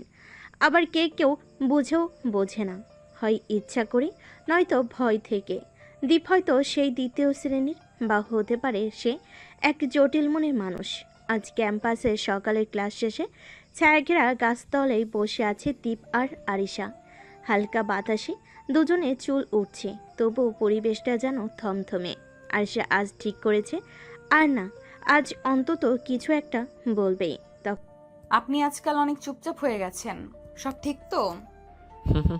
হুম, ঠিকই তো আছি আপু। আবার সেই আপু? আমি তো বলেছিলাম আমার নাম ধরে ডাকতে। ইয়ে, আরিশা এখন ঠিক আছে? অনেক ভালো লাগছে শুনতে। তুমি জানো, কেউ যখন নিজের নামটা প্রিয় কারোর মুখে শুনে, তখন সেটা খুব স্পেশাল লাগে। তাই নাকি? আমার তো কখনো এসব অনুভব হয়নি। অনুভব না থাকলে হয় না, থাকতে হয়। তুমি আবার কবিতা শুরু করলে নাকি? মাঝে মাঝে কবিতায় সব কথা বলা যায় না, কিছু ইঙ্গিতও যথেষ্ট। বুঝলাম না আপু, মানে আরিশা? এখন আরিশা মনে মনে বলে। বুঝেও না বোঝার ভান করছে। আরিশা বুঝে গেল দীপের চুপচাপ থাকা একটা দেওয়াল তুলে রেখেছে। কিন্তু এই দেওয়াল কবে ভাঙবে, কবে সে বুঝবে আরিশার মনের কথা? এই অস্থিরতা নিয়েই আবার নতুন সকাল শুরু হবে তাদের। আজকের দিনটি একেবারেই আলাদা ছিল। আরিশা তার বান্ধবীদের সাথে ভার্সিটি ক্যাম্পাসে বসে একটি বিশেষ পরিকল্পনা নিয়ে কথা বলছিল। দীপকে নিয়ে তার অনুভূতি দিন দিন তীব্র হয়ে উঠছে, কিন্তু সেগুলো প্রকাশ করার সাহস সে এখনও পায়নি। যদিও সে জানে দীপকে ভালোবাসে, তবে সে নিশ্চিত নয় দীপ তার প্রতি এমন অনুভূতি অনুভব করছে কিনা। তাই আজ এই দিনটিতে সে তার বান্ধবীদের কাছ থেকে সাহায্য চায়। তো কি একসময় দীপকেও প্রপোজ করতে চাস? হ্যাঁ আরিশা, তোকে তো প্রায় সময় দীপের কথা বলতে দেখি। কি, তোমার মধ্যে কিছু একটা পরিবর্তন হচ্ছে নাকি? দীপের কথা মনে পড়লে আমার মন একটু অস্থির হয়ে যায়। জানি না কিভাবে তার কাছে যাবে, সব সময় মনে হয় সে আমার বন্ধু, কিন্তু আমি চাই তাকে বলি আমি তাকে ভালোবাসি। তাহলে একটা কাজ কর, তুমি দীপকে সরাসরি বলো, কোনো ঘুরিয়ে ফিরিয়ে না। ও যদি তোমার জন্য কিছু অনুভব করে তা তোমাদের সম্পর্ক ঠিক হয়ে যাবে। একদম ঠিক। তবে তুমি জানো, দীপও যদি একই অনুভূতি অনুভব করে তাহলে তো সেটা সুন্দর হবে। আমি জানি, কিন্তু দীপ সবসময় খুব সাধারণভাবে থাকে, কখনোই কোনো ইঙ্গিত দেয় না। সে কি আমাকে কখনো এমনভাবে দেখবে? তুই যদি কোনো ইঙ্গিত না দিস তবে সে জানবে কিভাবে? তোকে সরাসরি বলতে হবে। আর দীপ তো তেমন পাগল ছেলে নয়, সোজা ওকে জানিয়ে দে, আর পরে দেখিস কি হয়। আরিশা, আমি তোকে বলছি, একবার তুই সেই অনুভূতি প্রকাশ করে দেখ, দীপও তোর মতো অনুভূতি থাকবে। কিন্তু তুই তো সেদিন বলেছিলি যে দীপ নাকি তোর ভালো বন্ধু। ঠিক বলেছ, কিন্তু আমি জানি না কেন দীপের সঙ্গে এসব বলতে ভয় পাচ্ছি। তুমি যদি ভয় পাও তবে কখনোই কিছু বলতে পারবে না। আর যদি দীপ কিছু না বোঝে তাতে কিছু আসে যায় না। অন্তত তুমি নিজের অনুভূতি তো প্রকাশ করেছো। আর তুমি না জানো, দীপও তোমাকে পছন্দ করতে পারে, তবে এ সবসময়ই বন্ধুত্বের সীমায় সীমাবদ্ধ থাকে। কিন্তু আমরা তো জানি তোমার মধ্যে তার জন্য অন্যরকম কিছু অনুভূতি আছে। সে কি ভাববে? তবে যদি আমি প্রপোজ করি তাহলে দীপের প্রতিক্রিয়া কি হবে? আরিসা, তোমার ভয় তো আর বাড়িয়ে লাভ নেই। তুমি যদি ভালোবাসো তাহলে সেটা সোজাসুজি বলো। দেখো, হয়তো সেও ভেবে দেখবে এবং তখন তোমার ভালোবাসার সম্পর্কটা শুরু করতে পারবে। ঠিক বলছো শিলা, তুমি যদি পছন্দ করো তাহলে তো বলতেই হবে। দীপ তো আসলে অনেক সোজা ছেলে, সে বুঝতে পারবে। আরশার মন তখন একটু একটু করে স্বস্তি পেল। বান্ধবীদের কথা শোনার পর সে সিদ্ধান্ত নিল এবার আর দেরি নয়, সে দীপকে সরাসরি বলবে তার অনুভূতি, যদিও ভয় ছিল। কিন্তু সঠিক সময়ের অপেক্ষা তার আর ভালো লাগছিল না। সে জানতো কোনো কিছু না বলে তার মনে চাপ রেখে যেতে হবে। দীপকে তার ভালোবাসা জানানো খুবই জরুরি। আচ্ছা, আমি চেষ্টা করব, আমি দীপকে বলবো যে আমি তাকে ভালোবাসি। এটা তো সঠিক কাজ। আমরা তো তোর পাশেই আছি। হ্যাঁ আরিশা, এখন তো সময় এসেছে, দীপের সঙ্গে সরাসরি কথা বলো। একে একে আরিশা তার বান্ধবীদের সাহসে ভরসা পেয়ে সিদ্ধান্ত নেয় সে দীপের কাছে গিয়ে তার অনুভূতি প্রকাশ করবে, দীপকে জানিয়ে দেবে তাকে ভালোবাসার কথা। ভালোবাসা কখনো কখনো নীরব থেকে মুখ ফুটে বেরিয়ে আসে। কারো চোখে থাকে দ্বিধা, কারো চোখে সাহস। আর সেই সাহসীটা ছিল আরিশা। সে তার মনের কথাটা বলে ফেলেছে, দীপকে প্রপোজ করেছে একেবারে সরাসরি, একান্তে একটি শান্ত পার্কের কোণে। কিন্তু ভালোবাসা তো একতরফা থাকলে অসম্পূর্ণ। প্রশ্ন হলো দীপ কি করবে? পার্কে বসে আছে দীপ আর আরিশা। চারপাশে গাছেরা নিঃশব্দ সাক্ষী হয়ে আছে তাদের কথোপকথনে। আমি তোমাকে ভালোবাসি দীপ, খুব ভালোবাসি। তার কণ্ঠে কোনো কাঁপন নেই, চোখে কোনো দ্বিধা নেই। আপু, বলে থেমে যায়, নিজের মুখের শব্দেই অবাক হয় সে। মানে আরিশা, তুমি তো জানো আমি সব সময় আপনাকে সম্মান করেছি, শ্রদ্ধা করেছি, আপনার কাছে অনেক কিছু শিখেছি। কিন্তু আজ আপনি যা বললেন আমি সত্যি কিছুটা থমকে গেছি।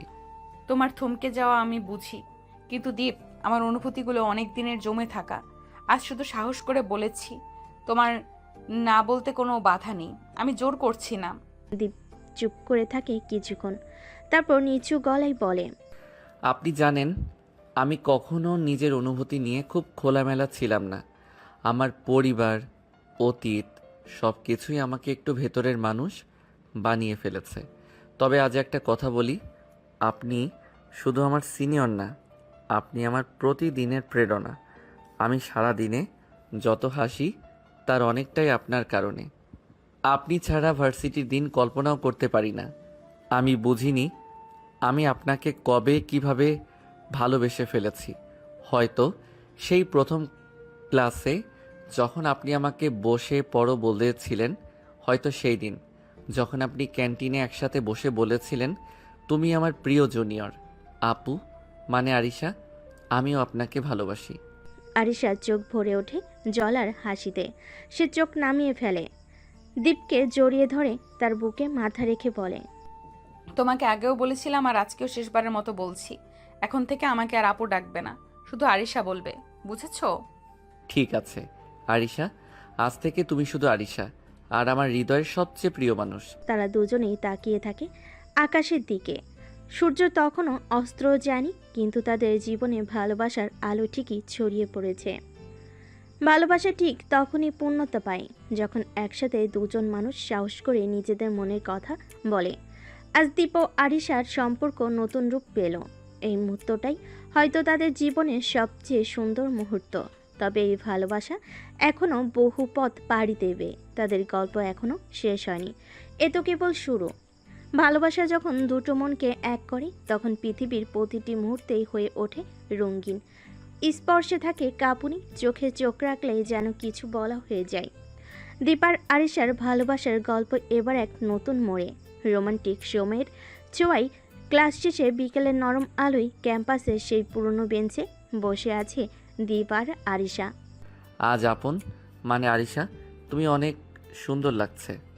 তোমার মুখ থেকে সরাসরি এই কথা শুনে বিশ্বাস করতে কষ্ট হচ্ছে। আগে তো দেখতাম কোনো কথা বলার আগে গলার খসখস শুরু হতো। তুমি এখন আর আপু নও, তাই একটু সাহস বেড়েছে। আর যাকে ভালোবাসি তাকে না বলা যে অসম্পূর্ণ এক ভালোবাসা। আরিশা হেসে তার হাতটা দীপের দিকে বাড়িয়ে দিল। দীপ নিঃশব্দে হাত ধরল। আঙ্গুলের ভাঁজে ভাঁজে তার অনুভব হয়ে গেল এক অদ্ভুত প্রশান্তি। একদিন ক্যান্টিনে, দীপ, তোমার জন্য কেক এনেছি, নিজ হাতে বানিয়েছি। তুমি রান্না করো? মানে এত কিছুর মাঝে সময় পাও কিভাবে? ভালোবাসলে সময় বের করতেই হয়। কেমন হয়েছে বলো তো? দীপ কেকটা একটু টেস্ট করে বলে, অসাধারণ। তুমি যদি এমন কেক বানাও, আমি রোজ ঝগড়া করেও এই পুরস্কার নিতে রাজি। আরিশা হেসে কপাল ঠুকে বলে, বউ হওয়ার আগে থেকেই অনুশীলন চলছে বুঝি। তুমি থাকলে আমি রোজ ঈদের দিন মনে করব। একদিন বিকেলে তারা ক্যাম্পাসের গার্ডেনের অংশে হেঁটে বেড়ায়। জানো, আমি যখন প্রথম ভার্সিটিতে তোমাকে দেখি, ভাবিনি এই ছেলেটা একদিন আমার জীবনে সবচেয়ে গুরুত্বপূর্ণ মানুষ হয়ে উঠবে। আমি তো প্রথম দিনই বুঝেছিলাম তুমি আমার জীবনে ঝড় হয়ে আসবে। এখন দেখি তুমি ঝড় না, তুমি শান্তির বাতাস। দীপ আরিশার কানে ধীরে ধীরে বলে। তুমি আমার জীবনের সবচেয়ে সুন্দর সিদ্ধান্ত।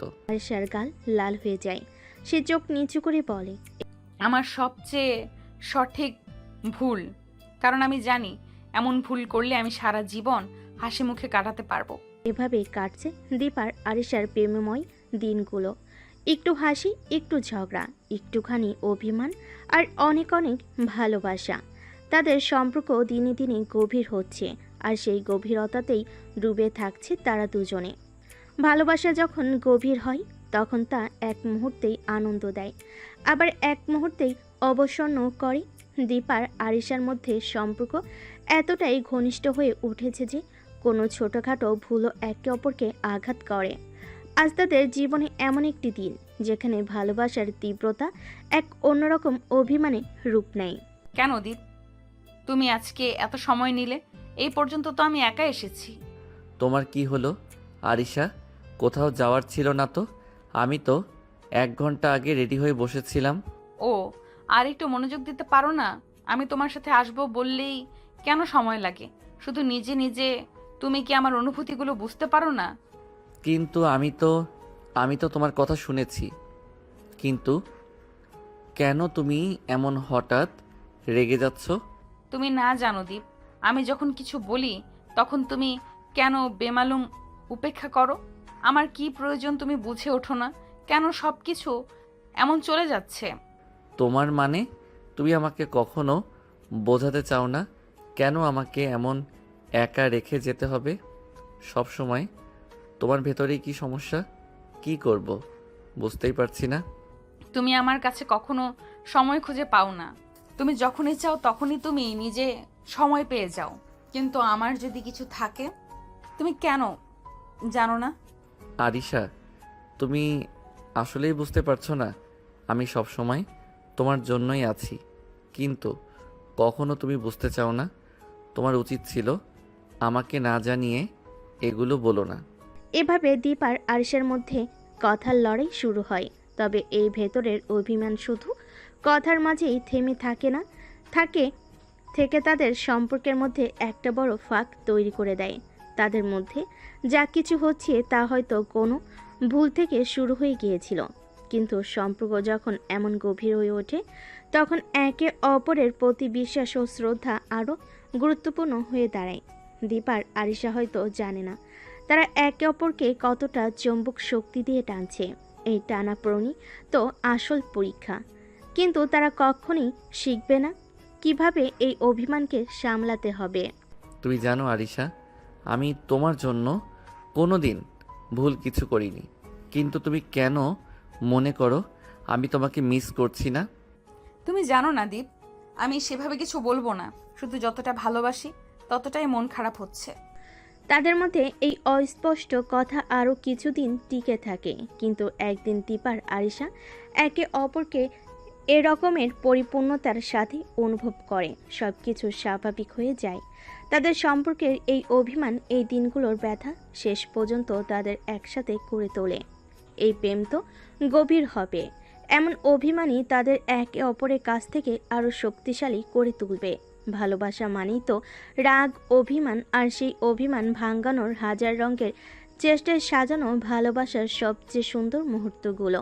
আজ দীপ ঠিক করেছে আরিশার রাগ ভাঙাবে, কারণ সে জানে এই মেয়ে রাগ করে ঠিকই, কিন্তু মন গলে যাওয়ার জন্য একটুখানি আন্তরিকতা, একটু ছোঁয়া, একটু ভালোবাসা, এতটুকুই যথেষ্ট। দৃশ্য ভার্সিটির এক কোণে বসে আছে আরিশা, মুখ গোমরা, চোখে মুখে অভিমান আর কপালে চিন্তার ভাঁজ। দীপ একটু দূর থেকে চুপচাপ তাকিয়ে থাকে। দীপ চুপি চুপি পেছনে এসে বলে, আপু। আরিশা কোনো উত্তর না দিয়ে মুখ ঘুরিয়ে নেয়। দীপ তার সাথে বসে। আপু বললেই তো রেগে যাও, তাহলে বলি আরিশা। তুমি এখানে এসেছো কেন? আমি তো বলেছি কথা বলবো না। তোমার রাগ যে এত মিষ্টি লাগে তাই দেখতে এলাম। জানো, তুমি যখন রাগ করো তখন তোমার চোখ আরও গভীর হয়। এই গভীর চোখে আমি ডুবে যেতে চাই। তুমি সবসময় এমন করে আমাকে কনফিউজড করো। রাগ করলে কি কাউকে ভালো লাগে? দীপ তখন পকেট থেকে একটা কাগজের চিরকুট আরিশার হাতে দেয়। তোমার রাগটা কাগজে লিখে রেখে দিলাম, যেন বারবার পরে মনে করতে পারি তুমি আমাকে কতটা ভালোবাসো। কারণ রাগ তো শুধু কাছের মানুষদের উপরই আসে। আরিশা চিরকুটটি খুলে পড়ে। তোমার রাগেও আমি প্রেম খুঁজি। তুমি রাগ করে আছো, আমিও ভালোবেসে বসে আছি। তোমাকে হারানোর ভয়ে আমি কোনো দিন রাগ করতে পারিনি। আজ তুমি যদি একটু হাসো, আমি প্রতিটা দিন তোমার চোখে প্রেম খুঁজে ফিরব। তুমি জানো, তোমার এসব কথা শুনলে রাগ ধরে রাখতে পারি না, কিন্তু তুমি কেন এমন করো যে আমাকে রাগাতেই হয়? দীপ আরিশার হাত ধরে বলে, কারণ আমি চাই তুমি রাগ করো, আমি রাগ ভাঙাই, আর প্রতিবার নতুন করে প্রেমে পড়ি তোমার। আর কখনো এমন করো না যেন আমাকে এমন করে কাঁদতে হয়। তোমার চোখে এক ফোঁটা জল মানেই আমার হৃদয়ের ঝড়, আর আমি তো চাই শুধু হাসির ঝিলিকেই তোমার চোখ ভরে থাকুক। আরিশা চুপ করে তার কাঁধে মাথা রেখে বসে পড়ে। আরিশার রাগ ভেঙেছে, দীপের ভালোবাসায় আবার নতুন রং লেগেছে। এই সম্পর্কটা হয়তো কোনো বইয়ের পাতায় লেখা নেই, কিন্তু এই দুজনের হৃদয়ের প্রতিটা স্পন্দনে লেখা আছে এক অসম্পূর্ণ অথচ গভীর প্রেমের গল্প, যা প্রতিদিন একটু একটু করে পূর্ণতা পাচ্ছে। শেষ নয়, ভালোবাসার শুরুটা আজ আরও একটু গভীর হলো। যখন প্রেমে পড়ো তখন এমন কিছু মুহূর্ত আসে যা আপনাকে পুরোপুরি পাগল করে দেয়, কিন্তু কখনো কখনো এসব মুহূর্তটা এতটা হাস্যকর হয়ে ওঠে যে আপনি হাসতে হাসতে গড়াগড়ি খেয়ে ফেলবেন। আর দীপ এখন ক্যান্টিনে বসে। দীপ কিছুটা অপ্রস্তুত ছিল, কারণ আজকে তার কোনো কিছুই সঠিকভাবে হচ্ছিল না। প্রথমে তার ফোনটা ড্রিঙ্কের কাপের মধ্যে পড়ে যায়, তারপর তার মিষ্টির প্যাকেট ছিঁড়ে গিয়ে পুরো মিষ্টি মেঝে গড়িয়ে পড়ে। দীপ, তোমার তো একদম ভাগ্যটাই আজ পকেটে নেই। আমি তো ভাবছিলাম এটা কি, কিছু তো ঠিক করতে পারলাম না। আজ তো পুরো দিনেই মহাভারত হয়ে গেল। তুমি তো আজকে ড্রিঙ্কসের কাপ থেকে শুরু করে মিষ্টি পর্যন্ত একে একে সব সঠিক জায়গায় ফেলে দিলে। তুমিই তো বেসিক্যালি ফুল ফ্ল্যাট। হ্যাঁ, কিছু একটা তো করতে হচ্ছিল। এই মুহূর্তে আমি নিজে নিজে বলছি, অর্থনীতি, ব্যবসা, আর্ট, ড্রিঙ্কিং সবই হতে পারে আমার জন্য। কিন্তু তুমি কি জানো, তুমি যখনই কিছু করতে চাও তখনই সব কিছু উল্টে যায়। তুমি কি সত্যি মন থেকে কাঁদছো? কাঁদতে বলছো? আমি তো ভাবছি আমার জীবনটা একেবারে ওয়েব সিরিজের মতো হয়ে গেল। এতটুকু বলতেই দীপের লাঞ্চের প্লেট একে একে নিচে পড়ে যায়। এবার আচ্ছা, এটা কোনো কমেডি শো তো শুরু হলো না? হ্যাঁ, আজকে সত্যি ক্যাম্পাস কমেডি শো শুরু হলো। দীপকে দেখে আরিশার হাসি থামতে যায় না। দীপের উপর পুরো ক্যান্টিনে সবাই নজর পড়েছিল, কারণ সে এবার শুধু না মিষ্টি ড্রিঙ্ক প্লেটই পড়ে যায়নি, এক একে সব কিছুই গড়াগড়ি খাচ্ছিল। তুমি তো গাম্ভীর্যবাদী প্যারাট্রুপার। ক্যাম্পাসে গিয়ে আরো বড় হইলে কি হবে জানি না। আরিশা, তুমি কি জানো আমি একটু দেরি করেই জীবনকে সঠিকভাবে পরিচালনা করতে পারবো? বলো দীপ, তুমি কি জানো তুমি যে সব কিছু মেঝেতে ফেলে দিয়ে আসো, আমি যে হাসি চেপে রাখি, সে হাসির কারণ তো তুমি। আজকের সেই হাস্যকর মুহূর্ত শেষে দীপার আরিশার সম্পর্ক আরও মজাদার হয়ে উঠল। জীবনের নানা মুহূর্ত, কখনো হাস্যকর, কখনো গম্ভীর, তবে সবটাই তাদের সম্পর্কের মধুর অংশ হয়ে গেল। কিছু কিছু মুহূর্ত থাকে যেগুলো চিরকাল মনে গেঁথে যায়। সেই মুহূর্তগুলো শুধু আপনার সম্পর্কের গভীরতা বাড়ায় না, বরং আপনাকে জানিয়ে দেয় যে ভালোবাসা আসলেই কতটা শক্তিশালী হতে পারে। একদিন বিকেলে দীপার আরিশা ভার্সিটির এক নির্জন ক্যাফেতে পৌঁছেছিল। সেদিন কিছুটা অস্বাভাবিকভাবে শান্ত ছিল আকাশও, যেন দুজনের জন্যই অপেক্ষা করছিল কিছু বিশেষ মুহূর্ত। দীপ ছিল একটু নিঃশব্দ, আর আরিশা তাকে এক দৃষ্টিতে তাকিয়েছিল, যেন তার মধ্যে কিছু খুঁজে পাচ্ছে। দীপ, কিছু বলো না, তুমি আজকে একটু অন্যরকম লাগছো। কি বলবো, কিছু যেন ভালো লাগছে না আজকে। জানো, অনেক দিন পর মনে হচ্ছে যেন সব কিছু স্থির হয়ে গেছে। স্থির হয়ে গেছো? তুমি কি জানো আমি যে সব সময় তোমার সাথে থাকি, তখনই তো সব কিছু চলমান থাকে দীপ। আরিশা, তুই কখনো কখনো একেবারে মেঘের মতো। আমি যখনই তোমাকে দেখতে পাই সব অন্ধকার দূর হয়ে যায়। তুমি জানো, আমার জন্য তুমি পৃথিবীর সব থেকে সুন্দর। দীপ, তুমি আমার জীবনের সবচেয়ে বড় চমক। আমি যখনই তোমাকে দেখি মনে হয় যেন সব কিছু সম্ভব। তুমি আমার জীবনে সত্যিই অনেক কিছু বদলে দিয়েছো। দীপার আরিশা একে অপরের চোখে চোখ রেখে কিছু সময় স্থির দাঁড়িয়েছিল। চারপাশে সিঁড়ির আওয়াজ আর বাতাসের হালকা ঝাপটাও যেন থেমে গিয়েছিল। একটা স্নিগ্ধ নীরবতা ছড়িয়ে পড়েছিল। কিছু বলতে চাইল, যেন সেই মুহূর্তের মধ্যেই চলে যেতে চাই। আমি তোমাকে জানাতে চাই আরিশা, তুমি যে আমার জীবনে আসো, আমি কখনো ভাবিনি এমন মুহূর্তে আমি দাঁড়িয়ে থাকব। আজকে মনে হচ্ছে যেন আমার সব কিছুই পূর্ণ হয়ে গেছে। তুমি আমার সাথে আছো, আর আমি তোমার পাশে থাকতে চাই। দীপ, তুমি কি জানো আমি কখনো এতটা সাহসী হয়ে উঠব না, কিন্তু তোমার পাশে দাঁড়িয়ে আমি আবারও শক্তিশালী হয়ে উঠেছি। তোমার ভালোবাসা আমাকে আরো অনুপ্রাণিত করেছে। দীপ হাত বাড়িয়ে আরিশার হাত ধরল। দুই হাতের এই স্পর্শে যেন এক নতুন ধরনের অনুভূতি প্রবাহিত হচ্ছিল। দীপ আর আরিশা একে অপরের দিকে তাকিয়ে রোমান্টিকভাবে হাসল। আজকের সেই ছোট্ট মুহূর্তে তারা দুজন একে অপরের আরও গভীরভাবে বুঝতে পারল। দীপ, আজকের মতো আমাকে কখনো ছেড়ে যেও না। তোমার কাছেই তো আমার সব কিছু। আরিশা, আমি কখনো তোমাকে ছেড়ে যাব না। তুমি আমার জীবনের অমূল্য রত্ন, আর আমি তোমার পাশে থাকবো চিরকাল। তাদের চারপাশের পরিবেশ যেন একেবারেই থমকে দাঁড়িয়েছিল। প্রেমের সেই মুহূর্তে কেউ কিছুই বলল না, শুধু একে অপরকে অনুভব করছিল।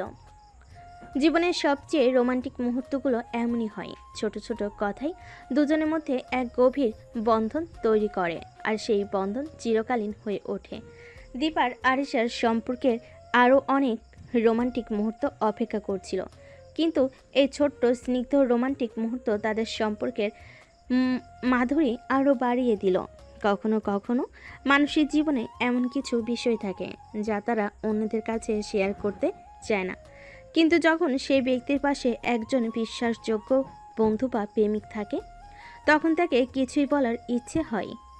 দীপের জীবনও এমন কিছু ছিল যা সে কখনো কাউকে বলতো না, তবে আরিশা তাকে একদিন জোর করে জানালো সে যা জানতে চায়। তা জানার সময় এসেছে। একদিন সন্ধ্যার পর দীপও আরিশা ক্যাফেতে বসেছিল। বাতাসে হালকা ঠান্ডা ছিল আর আকাশে রংধনুর রঙিরা মিশে যাচ্ছিল। দীপ কফি খাচ্ছিল, কিন্তু তার মন খুবই ভারী ছিল। আরিশা হঠাৎ দীপের মুখের দিকে তাকিয়ে কিছু বলার জন্য প্রস্তুত হয়ে উঠল। দীপ, আজকে তো তুমি খুবই নীরব, কি ব্যাপার? সব কিছু ঠিক তো? কিছু না আরিশা, আজকাল একটু ভীষণই চিন্তায় পড়ে যাচ্ছি। দীপ, আমি জানি তুমি কখনোই তোমার জীবনের কিছু প্রকাশ করতে চাও না, কিন্তু আমি তোমার সাথে আছি। তুমি জানো তো আমি তোমার পাশে আছি সব সময়। তোমার কোনো দুঃখ, কোনো কষ্ট আমি তা জানলে তোমার বোঝা কিছুটা হলেও কমে যাবে। তুমি বলো আরিশা, তুমি কি জানো কখনো কখনো মনে হয় আমার জীবনের প্রতিটি সমস্যা শুধু আমার একারই। যদি বলি তুমি কি শুনবে? দীপ, আমি তোমাকে বলেছি আমি তোমার পাশে আছি। তোমার সমস্যাগুলো আমাকে জানাতে তোমার আর কি ভয়? আমি জানি এটা তোমার জন্য অনেক কঠিন হতে পারে, তবে আমি আছি তোমার পাশে। তুমি জানো আমার পরিবারের ব্যাপারে আমি খুব কমই কথা বলি। আমার পরিবার ছিল অনেক ধনী, কিন্তু নানা কারণে আমি তাদের থেকে দূরে চলে এসেছি। কিছু সম্পর্কের জন্য আমার কাছে এখন শুধু স্মৃতি আর কিছুই নেই। দীপ, আমি জানি এটা তোমার জন্য খুবই কঠিন, তবে তোমাকে বিশ্বাস করতে হবে আমি তোমার পাশে আছি। তুমি যতই যন্ত্রণায় থাকো না কেন, আমি তোমার সাথে থাকবো। তোমার ভয়ের কিছু নেই, পরিবার বা কিছুই। আমি তো তোমাকে কোনো অন্য চোখে দেখবো না। আমি শুধু তোমাকে ভালোবাসি দীপ। দীপ কিছুক্ষণ নীরব থেকে আরিশার দিকে তাকিয়ে রইল। তারপর সে আস্তে করে কথা বলল। অনেক দিন ধরে আমি একা ছিলাম, আর যখনই ভাবতাম জানাবো, সেই মুহূর্তে আবার ফিরে আসতো পুরনো দুঃখগুলো। তবে আজকে আমি জানি তুমি যদি আমাকে ভালোবাসো তো আমাকে আর কিছু ভয়ের দরকার নেই। আরিশা দীপের হাতটি ধরে একটু সংকোচ না করে তাকে সান্ত্বনা দিল। তার চোখে ভালোবাসা ছিল, যা দীপের যন্ত্রণাকে কিছুটা হলেও মিলান করে দেয়। তার হালকা স্নিগ্ধ হাসি দীপের ভেতর এক নতুন শক্তি সঞ্চারিত করেছিল। দীপ, আমি জানি তুমি খুব শক্ত, কিন্তু কখনো কখনো শক্ত হতে গিয়ে আমাদের নিজেকে ভেঙে ফেলতে হয়। তুমি জানো না, কিন্তু তোমার মধ্যে যে শক্তি আছে তা আমি দেখতে পাই। সবকিছু ঠিক হয়ে যাবে, শুধু তোমার পাশে থাকতে হবে। ধন্যবাদ আরিশা, তোমার মতো একজন মানুষ যদি পাশে থাকে তবে সত্যি মনে হয় সব কিছু সহজ হয়ে যাবে। দীপ আর আরিশার এই খোলামেলা আলোচনা তাদের সম্পর্ককে আরও গভীর করে তুলল। দীপ, যিনি আগে কখনো তার পরিবার এবং জীবন নিয়ে কথা বলতো না, আজকের এই মুহূর্তে আরিশার কাছে নিজের জীবনের অনেক কিছু খুলে বলেছে। আরিশা তার স্নিগ্ধ ভালোবাসা এবং সান্ত্বনাই দীপকে সেই যন্ত্রণা থেকে মুক্তি দেওয়ার চেষ্টা করেছে। কখনো কখনো শুধুমাত্র একজনই পাশে থাকা অনেক বড় পরিবর্তন নিয়ে আসে।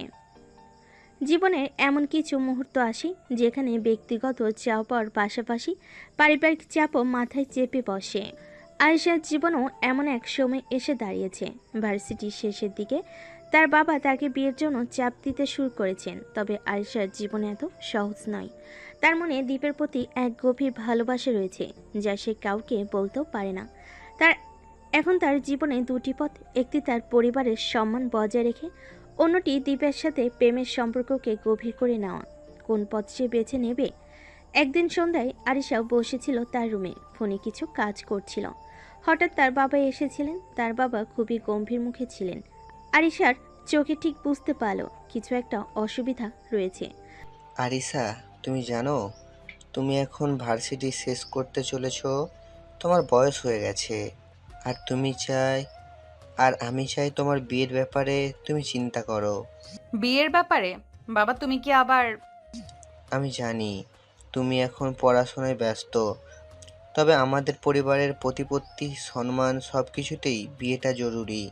আমি তো শুধু তোমার ভালোর কথা ভাবছি।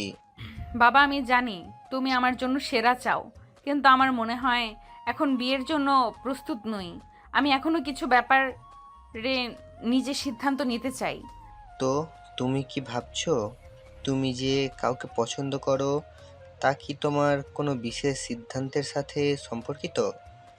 আরিশা সেদিন মনে মনে অনেক কিছু ভেবেছিল। সে জানতো তার বাবা তার ভালো চাইছেন, কিন্তু সে দীপের সাথে জীবনের নতুন পথ বেছে নিতে চায়। সে গভীরভাবে অনুভব করেছিল যে দীপের সাথে তার সম্পর্ক এমন কিছু যা ভাঙতে পারবে না। দীপ তার জীবনের অমূল্য রত্ন। তবে পরিবার এবং প্রেমের মধ্যে কিভাবে সঠিক সিদ্ধান্ত নেবে, এটা ছিল তার জন্য সবচেয়ে বড় চ্যালেঞ্জ। সময়ের সাথে সাথে আরিশার মনে আসছিল একাধিক প্রশ্ন। কিভাবে সে তার পরিবারকে বোঝাবে যে তার জন্য দীপ সবচেয়ে গুরুত্বপূর্ণ। সেই মুহূর্তে তার জীবনে এক নতুন সিদ্ধান্তের দরকার ছিল, কিন্তু সিদ্ধান্তটি তার জীবনে কতটা প্রভাব ফেলবে সে কিছুই জানতো না। জীবন কখনো কখনো এমন এক রাস্তায় নিয়ে আসে যেখানে আমাদের প্রিয় মানুষদের চাওয়ার সাথে নিজেদের চাওয়ার সংঘর্ষ হয়। আরিশার জীবনে এখন সে সময় এসেছে। তার বাবা, যিনি তার জন্য সবসময় ভালো চান, তাকে বিয়ের জন্য চাপ দিচ্ছেন। তবে আরিশার মন অন্য কোথাও চলে গেছে, দ্বীপের দিকে। কিন্তু সে জানে তার বাবা কখনোই দ্বীপকে গ্রহণ করবেন না, কারণ দ্বীপের অতীত এবং তার পরিবারের অবস্থান কিছুটা সমস্যার সৃষ্টি করবে। তারপরও আরিশা হার মানতে চায় না। সে তার সিদ্ধান্তের পক্ষে আরও বেশি জোর দিয়ে দাঁড়াতে চায়। একদিন রাতে খাবার টেবিলে আরিশা তার বাবা মায়ের সাথে বসেছিল। খাবারের প্লেট সামনে রেখে তার বাবা আবারও বিয়ের প্রসঙ্গ তুললেন। আরিসা, তুমি জানো সময় চলে যাচ্ছে। তোমার বিয়ের ব্যাপারে কিছু একটা সিদ্ধান্ত নাও। আমি জানি তুমি এরকম একটা ছেলে পছন্দ করছো, কিন্তু তার পরিবার, তার পরিস্থিতি তুমি তো জানোই। আর দীপও আমার মনে হয় খুব একটা সুবিধের ছেলে নয়। বাবা, আপনি দ্বীপের সম্পর্কে কিছুই জানেন না। আপনি কিভাবে এটা বলছেন? আমি জানি আরিসা, আমি জানি। তবে তোমার বিয়ের ব্যাপারে তুমি যে ছেলেকে বেছে নেবে, সে আমাদের পরিবারের মান সম্মান রক্ষা করতে পারবে কিনা সেটাও তো দেখতে হবে। আর দ্বীপের অতীত। বাবা, দ্বীপের অতীত বা তার পরিবারের অবস্থা আপনার দৃষ্টিতে যাই হোক, সে আমার জন্য সব কিছু। সে একজন খুব ভালো মানুষ এবং আমি তাকে ভালোবাসি। তুমি জানো তুমি কি বলছো? দীপ তোমার পছন্দ? হ্যাঁ বাবা, আমি জানি এই সময়টা আপনি আমার জন্য কঠিন হতে পারে, কিন্তু দ্বীপের সাথে আমার সম্পর্কটা সত্যিই গভীর। আপনি যদি তার সম্পর্কে কিছু জানতেন, তবে হয়তো একটু আলাদা করে ভাবতেন। তখন আরিশা মনে মনে এক সিদ্ধান্ত নেয়। সে জানতো তার বাবা দ্বীপের অতীত সম্পর্কে কিছুই জানে না। দ্বীপের পরিবার এবং অতীতের নানা অন্ধকার দিক যা আজও তার জীবনে ছায়া ফেলছে। তার বাবা জানলে হয়তো একটুও সমর্থন পাবে না। আরিশা তাই দ্বীপের অতীত পুরোপুরি খুলে বলার সিদ্ধান্ত নেয়। বাবা, আমি জানি আপনি দীপকে পছন্দ করবেন না, কিন্তু আপনি যদি তার অতীত জানতেন, তবে আপনিও বুঝতেন দীপের জীবনটা সহজ ছিল না। তার পরিবার অনেক ধনী হলেও তিনি তাদের সাথে সম্পর্ক ভালো রাখেননি। অনেক ঝামেলা গেছে, কিন্তু তিনি এখন নিজে দাঁড়িয়ে কঠিন সময় পেরিয়ে আসছেন। আমাকে শুধু ভালোবাসে না, আমাকে খুব সমর্থনও দেয়। সে একটা ভালো ছেলে। আরিশার বাবা এক মুহূর্ত চুপ করে থাকে।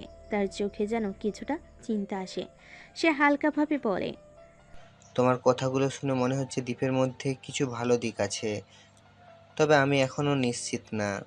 বাবা, আমি শুধু চাই আপনি নিজে একবার দীপকে জানুন। আমি বিশ্বাস করি আপনি যদি তাকে জানেন, তবে আপনি নিজেও তার সাথে এক হয়ে যাবেন।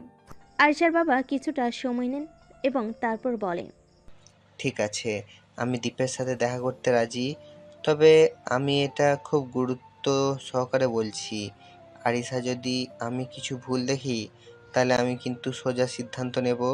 তুমি তো জানো আমাদের পরিবারে কখনো কোনো ঝামেলায় জড়াবে না। ধন্যবাদ বাবা, আমি জানি আপনি সিদ্ধান্ত নেবেন সঠিকভাবে। দীপ আমাকে খুব ভালোবাসে, আর আমি জানি আপনি তাকে ভালোবাসবেনও। জীবনের অনেক মুহূর্ত আসে যখন আমাদের পছন্দ এবং পরিবারের চাওয়ার মধ্যে দ্বন্দ্ব তৈরি হয়। আরিশা জানতো তার বাবা কখনোই দীপকে সহজভাবে গ্রহণ করবেন না, কিন্তু আজকের দিনটা একটু আলাদা। আজ তার বাবা দীপের সাথে দেখা করতে রাজি হয়েছেন। আর দীপের কাছে আরিশা শুধু একটা প্রিয় মানুষ নয়, বরং তার ভবিষ্যতের সঙ্গী। কিন্তু কি হবে যদি তার বাবা দীপের সাথে আলাপের পর তার ভেতরে অভ্যন্তরীণ দ্বন্দ্ব কাটিয়ে উঠতে পারেন? সকালের হালকা রোদে দীপ আর আরিশা একসাথে বসেছিল। আরিশা খুবই উত্তেজিত ছিল। এটা তার জীবনের অন্যতম গুরুত্বপূর্ণ দিন। দীপ, যার মুখে একটু হলেও ভয় ছিল, সে মনে মনে প্রস্তুত হচ্ছিল আজকের দিনটা তার জীবনের পরিবর্তনের দিন হতে পারে, অথবা নতুন এক অমীমাংসিত প্রশ্নের জন্ম দিতে পারে। দীপ, বাবা তো খুব সিরিয়াস মানুষ, তুমি জানো তো। তবে আমি জানি তুমি যদি তার সাথে সৎ ও বিনয়ী থাকো তাহলে সে নিশ্চয়ই তোমাকে বুঝবে। তুমি চিন্তা করো না আরিশা, আমি যেভাবে ভাবি সেইভাবেই কথা বলবো। কোনো কিছু গোপন রাখার মানে নেই। আমি তার সাথে সৎ থাকবো। আরিশা হাসল। তার মনে ছিল একটু ভয়, তবে দীপের কথা শুনে সে একটু স্বস্তি পেল। কয়েক মিনিট পরে তাদের বাড়ির ড্রাইভওয়ে চলে এলো একটি গাড়ি। গাড়ি থেকে আরিশার বাবা নামলেন এবং তার মুখোপরি খুবই গম্ভীর ছিল। তার বাবা আসার পর আরিশা হালকা হাসি দিয়ে বলে, বাবা দীপ, দীপ এটা আমার বাবা। আপনার সাথে দেখা করতে পেরে খুব ভালো লাগছে আঙ্কেল। আমিও। অল্প সময়ের মধ্যে তারা বসে চা খেতে শুরু করলো। আরিশা চুপচাপ বসে থাকলো, কিন্তু তার চোখে কিছুটা অস্থিরতা ছিল। দীপ কিন্তু খুব শান্তভাবে বাবার সাথে কথা চালিয়ে যাচ্ছিল। স্যার, আমার পরিবার সম্পর্কে আপনি হয়তো জানেন না, তবে আমি পরিবার থেকে আলাদা হয়ে নিজের পায়ে দাঁড়িয়ে আছি। আমার সাথে কিছু শর্ত ছিল, আর তাই আমি নিজের পথ বেছে নিয়েছি। আমি জানি জীবনের কঠিন সময়ের মধ্যে দিয়ে গেছি, কিন্তু আমি কখনো আমার নৈতিকতা ছাড়িনি। ঠিক বলছো। আমি জানি তুমি অতীতের সমস্ত কষ্টের পরও নিজের জায়গায় দাঁড়িয়ে আছো, আর তুমি তোমার ভবিষ্যৎ সম্পর্কে খুব স্পষ্ট। আরিশা তোমাকে খুব পছন্দ করে। আমি দেখছি তার চোখে তুমি কতটা গুরুত্বপূর্ণ। আমি তার সম্পর্কে যতটা জানি তার সাথে আমার সম্পর্কটা অনেক গভীর। আমি তাকে কখনো কষ্ট দিতে চাই না, তবে আমি জানি আমার অতীতের জন্য হয়তো কিছু সমস্যা হবে। আমি আপনার অনুমতি চাইছি স্যার, কারণ আমি সত্যিই তাকে ভালোবাসি। আরিশার বাবা কিছুটা ভাবনা চিন্তা করলেন। তিনি কিছুটা সময় নিলেন, তারপর দীপের দিকে তাকিয়ে বললেন, দীপ, তোমার কথাগুলো আমি খুব গুরুত্ব সহকারে শুনলাম। তুমি যে খোলামেলা ও সৎভাবে নিজের কথা বলেছো, আমি তার প্রশংসা করি। তোমার অতীত, সেটা অবশ্যই এক কঠিন সময় ছিল, কিন্তু তুমি নিজেকে গড়ে তুলেছো এবং তোমার লক্ষ্য পৌঁছেছো। তুমি যদি সত্যি আরিশাকে ভালোবাসো, তাহলে আমি তোমার প্রতি সম্মান দেখাবো। তবে মনে রেখো, আমি সবসময় তার পাশে আছি এবং তোমার উপর আমার বিশ্বাস থাকতে হবে। স্যার, আমি আপনার প্রতি শ্রদ্ধা রাখি। আমি আপনাকে কখনো হতাশ করব না। ধন্যবাদ বাবা, আমি জানতাম আপনি সব বুঝবেন। দীপ আরিশার জন্য এই মুহূর্ত ছিল এক অনন্য অনুভূতি। তিনি একটি শুরুর পথে এক ধাপ এগিয়ে যাওয়া, একটি নতুন শুরুর পথে এক ধাপ এগিয়ে যাওয়া, একটি নতুন শুরুর পথে এক ধাপ এগিয়ে যাওয়া। দীপের সাথে আলাপের পর আরিশার বাবা কিছুটা নরম হয়ে গিয়েছিলেন। আরিশা জানতো তার বাবা এখন তাকে এবং দীপকে একসাথে এক নতুন যাত্রায় দেখতে রাজি। এখন শুধুমাত্র সময়ে সিদ্ধান্ত নেবে কতদূর যাবে তাদের সম্পর্ক। কখনো কখনো জীবনের মোড় এমন জায়গায় এসে দাঁড়ায় যেখানে আমরা জানতে পারি আমাদের ভবিষ্যৎ কেমন হতে পারে। আজ আরিশার জীবনে এমন একটি মুহূর্ত এসেছে যখন তার বাবা তার জীবনের অন্যতম গুরুত্বপূর্ণ সিদ্ধান্ত নিতে যাচ্ছেন।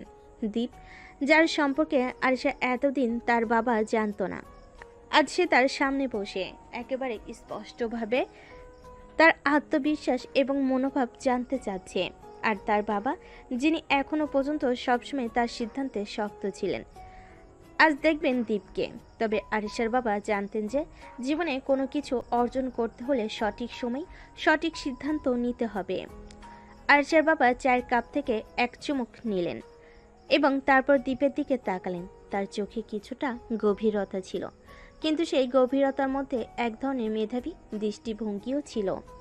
দীপ, তুমি আমাকে যা বলছো তা আমি ভালোভাবে বুঝেছি। আমি জানি তুমি আরিশাকে ভালোবাসো, তবে আমি চাই যে তুমি এখন আরও কিছু সময় নিয়ে পড়াশোনাটা শেষ করো।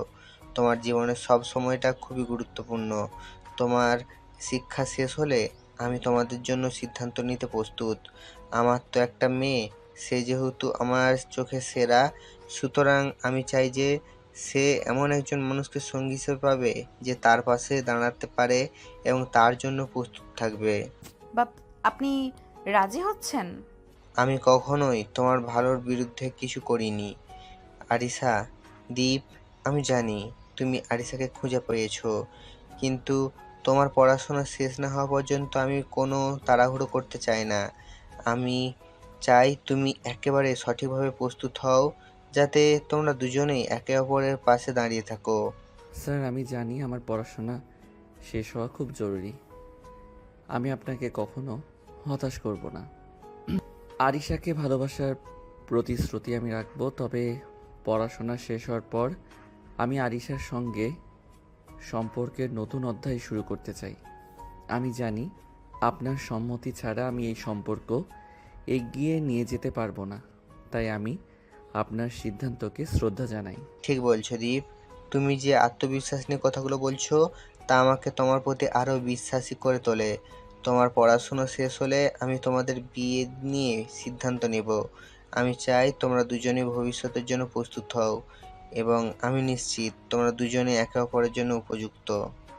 ধন্যবাদ বাবা, আমি জানতাম আপনি আমার পাশে থাকবেন। আরিশার বাবা তার কঠিন সিদ্ধান্ত দিয়ে দিলেন। দীপের পড়াশোনা শেষ হলে তাদের বিয়ে হবে। যদিও এই সিদ্ধান্তে কিছুটা সময় আছে, কিন্তু দীপ আর আরিশা জানে তারা যা চায় তা শীঘ্রই সম্ভব। আর এখন এই সময়টা তারা একে অপরকে আরও ভালোভাবে জানবে, নিজেদের আরও ভালোভাবে প্রস্তুত করবে। আরিশার বাবা হয়তো তাদের সম্পর্কের ভবিষ্যৎ নিয়ে কিছুটা সন্দিহান ছিলেন, তবে আজ তার সিদ্ধান্তে তিনি দুই তরুণ তরুণীর ভবিষ্যতের জন্য এক নতুন পথ দেখালেন। জীবনে কিছু মুহূর্ত আসে যেগুলো শুধু আমাদের হৃদয় জায়গা করে রাখে না, বরং আমাদের জীবনের সবথেকে গুরুত্বপূর্ণ সময় হয়ে ওঠে। আর দীপ আর আরিশা তারা ঠিক এমন এক সময় পার করছে যেখানে তাদের সম্পর্ক আরও গভীর হয়ে উঠছে, তাদের ভালোবাসার মুহূর্তগুলো আরও রঙিন ও স্মরণীয় হয়ে উঠছে।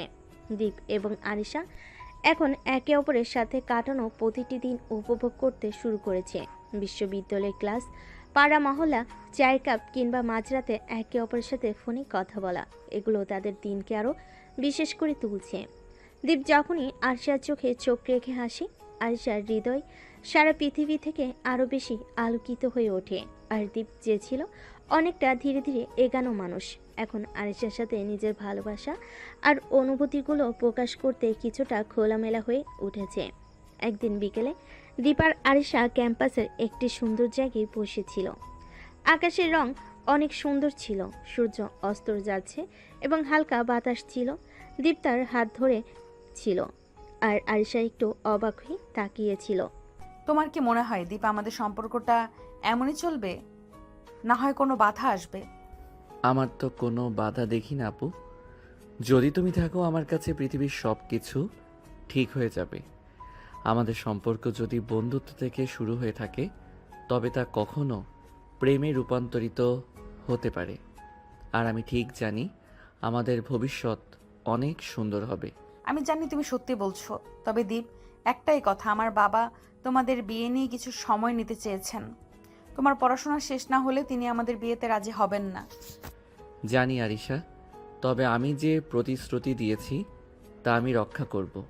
তোমার বাবার সাথে দেখা করার পর আমি আমার পড়াশোনা শেষ করার জন্য আরও বেশি মনোযোগী হব। তারপর আমাদের বিয়েটা হবে। তুমি নিশ্চিন্ত থাকতে পারো। আরিশা তার চোখে কিছুটা অশ্রু জমিয়ে বলছিল, তবে সে অশ্রুগুলো ছিল আনন্দের, ভালোবাসার। তুমি জানো দীপ, আমি তোমার জন্য অনেক গর্বিত। তোমার মতো মানুষ আমার জীবনে আসায় আমি নিজেকে অনেক ভাগ্যবান মনে করি। তুমি আমার জীবনকে আরো সুন্দর করে তুলেছ। আর তুমি জানো আরিশা, আমার জন্য তুমি এমনই একজন যে আমার জীবনে সত্যিকার অর্থে আলো হয়ে এসেছো। তোমার পাশে থাকলে আমি কোনো কিছুতেই ভয় পাই না। তাদের কথাগুলো খুবই সাধারণ, তবে খুবই গভীর ছিল।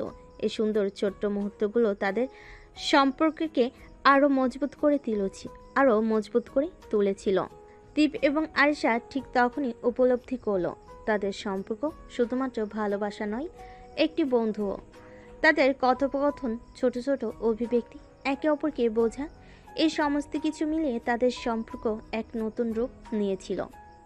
সেদিন আরিশার বাবা যে সিদ্ধান্ত নিয়েছিলেন তা তাদের জীবনের মিষ্টি দিনগুলোকে আরও সুন্দর করে তুলেছিল। তারা জানে তাদের সম্পর্কের পথে কোনো বাধাই আর তাদের ভালোবাসার পথকে থামাতে পারবে না। আর এভাবেই তাদের জীবনে দিনগুলো অতিক্রম হতে থাকে। ভালোবাসা, বন্ধুত্ব আর অভ্যস্ততা একে অপরের মধ্যে মিশে গিয়ে এক নিখুঁত সমীকরণ তৈরি করে। আর দীপার আরিশা একে অপরের পাশে দাঁড়িয়ে তাদের জীবনের আগামী দিনগুলোকে আলোকিত করে চলেছে। 1 বছর কেমন করে চলে গেল। আজ দীপের ফাইনাল ইয়ারে পরীক্ষা শেষ হয়েছে। দীর্ঘ 1 বছর অপেক্ষার পর তাদের জীবনে এবার নতুন অধ্যায় শুরু। আরিশা আর দীপ দুজনের সম্পর্ক এখন নতুন বাঁকে পৌঁছেছে। তাদের জীবনের সবচেয়ে বড় দিন তাদের বিয়ের দিন একেবারেই কাছে। দীপ আজ অনেক উচ্ছ্বাসিত। আরিশার সাথে কাটানো প্রতিটি মুহূর্ত তার মনে সোনালি আলোর মতো ছিল। পরীক্ষার চাপ শেষ, আর এখন তার জীবনের সবচেয়ে গুরুত্বপূর্ণ কাজ বিয়ের প্রস্তুতি শুরু। দীপ জানে এটা শুধু তার নয়, আরিশার জীবনেরও সবচেয়ে বড় মুহূর্ত হতে চলেছে। আরিশা যদিও অনেকটা সময় ধরে অপেক্ষা করেছে, আজ তারও মন একটু নরম হয়ে গেছে। দীপের সাথে তার জীবনের সেরা দিন শুরু হবে। বিয়ের প্রস্তুতি নিয়ে এখন তাদের পরিকল্পনা চলছে। তো আজকে তো সব শেষ, এখন বিয়ের জন্য প্রস্তুতি শুরু করব। তুমি কি প্রস্তুত আরিশা? আরে আমি তো একদম প্রস্তুত, কিন্তু তুমি কিভাবে সাজবে জানো? তোমার তো শখ ছিল বড় ধরনের একটা বিয়ের আয়োজন করতে। হ্যাঁ, তবে আমি চাই আমাদের বিয়েটা হবে এমন যেটা আমরা দুজন মনে রাখবো সারা জীবন। খুব বড় না, তবে আমাদের মতোই তোমার পছন্দের কিছু জিনিস হবে। এবং অবশ্যই আমি চাই আমাদের বিয়ের পুরো আয়োজনটাতে তোমার ছোঁয়া থাকুক। আরিশা চুপ করে ভাবছিল। দীপের কথায় তার মনে একটা প্রশান্তি এসে পৌঁছেছিল। জানো দীপ, আমি সবসময় ভাবতাম আমাদের বিয়ে খুব সাধারণ ধরনের হবে, কিন্তু তোমার কথা শুনে মনে হচ্ছে আমাদের জন্য এই ছোট্ট সাদামাটা আয়োজনই যথেষ্ট। সঠিক মানুষ, সঠিক সময়, সঠিক জায়গা, আর সবচেয়ে বড় কথা আমাদের একে অপরের পাশে থাকা। দীপ আলতো করে আরিশার হাতে হাত রেখে বলে, হ্যাঁ আরিশা, তুমি থাকলে সবার থেকে বড় কিছু আর কি চাই। আমাদের বিয়েটা ছোট হয়তো, কিন্তু আমাদের ভালোবাসা এত বিশাল। তোমার সাথে এই নতুন জীবন শুরু করার জন্য আমি প্রস্তুত। বিয়ের প্রস্তুতি নিয়ে একদিকে দীপ আর আরিশা একে অপরের সাথে চিন্তা ভাবনায় ব্যস্ত, অন্যদিকে তাদের পরিবারও এই সুন্দর মুহূর্তের জন্য প্রস্তুতি নিচ্ছিল। বিয়ের দিনটি নিশ্চিত হতে আরও খুব বেশি সময় বাকি ছিল না। আরিশার বাবা মা সবাই কাজের মধ্যে ব্যস্ত। বিয়ের অনুষ্ঠান, সাজগোজ, খাদ্য সবকিছু ঠিকঠাক করার জন্য অনেক আলোচনা হচ্ছিল। মা, আজকে আমরা কিছু শপিং করতে যাব। বিয়ের জন্য দারুণ কিছু নির্বাচন করতে হবে। হ্যাঁ অবশ্যই, আর দীপ তো আমাদের পরিবারের একজন হয়ে গেছে, তাকে খুব ভালোভাবে বরণ করতে হবে। তবে তুমি কি ভাবছো কোন ধরনের সাজ পোশাক নেবে? আমি জানি না মা, কিন্তু মনে হয় সাদামাটা একটা ডিজাইন হবে। বেশি গহনাও ভালো লাগবে না। যেটা দীপকে ভালো লাগবে সেটাই নিতে চাই। ঠিক আছে, তাহলে একটু ভিন্ন ধরনের কিছু করো, সেই জন্য সময় নাও। তবে হ্যাঁ, দীপকে বিশেষ অনুভব করাতে হবে, তার জন্য বিশেষ কিছু করতে হবে। এদিকে দীপ তার বন্ধু বান্ধবদের সাথে বিয়ের আয়োজনের পরিকল্পনা করছে। তারা সিদ্ধান্ত নিয়েছে বিয়ের দিন মঞ্চের আয়োজনটা কিছুটা অন্যরকম হবে। দীপ এবং আরিশা তাদের জীবনের সবচেয়ে বড় দিনটিতে একে অপরকে খুঁজে পাবে এবং তাদের ভালোবাসারও গভীর হবে। ঠিক আছে, আমি চাই না আমাদের বিয়ে কোনো সাধারণ বিয়ের মতো হোক, বিশেষ কিছু করতে চাই। তবে আমি চাই তোমরা সবাই মঞ্চের জন্য কিছু প্রস্তুতি নাও, আর আরিশাকে সারপ্রাইজ দেওয়ার মতো কিছু হোক। বুঝেছি দীপ, আমরা জানি তোমার কল্পনা কতটা বিশাল। আশা করি সব কিছু ঠিকঠাক হবে। আর এভাবেই দীপ এবং আরিশা একে অপরের সাথে ভবিষ্যতের জন্য নিজেদের প্রস্তুত করতে থাকে। এই দিনগুলো যে ভালোবাসার আলোতে অমলিন, তাদের জীবনের অমূল্য উপহার হয়ে থাকে। তাদের বিয়ের দিন, যা তাদের জীবনের সবচেয়ে গুরুত্বপূর্ণ দিন হয়ে উঠবে, তা এখন একদম কাছে চলে এসেছে। সময়টা যেন সত্যি উড়ে গেল। একসময় যারা ভার্সিটির করিডোরে হালকা ঝগড়া, টুকটাক ইশারা আর মিষ্টি প্রেমে ডুবেছিল, আজ তাদের জীবনের সবচেয়ে বিশেষ দিন, দীপ আর আরিশার বিয়ে। প্রেমের পরীক্ষার উত্তীর্ণ হয়ে তারা আজ একে অপরের জীবনসঙ্গী হতে যাচ্ছে। সকাল থেকে চারপাশে ব্যস্ততা, হাসি, আনন্দ, সাজসজ্জার ধুম লেগে আছে।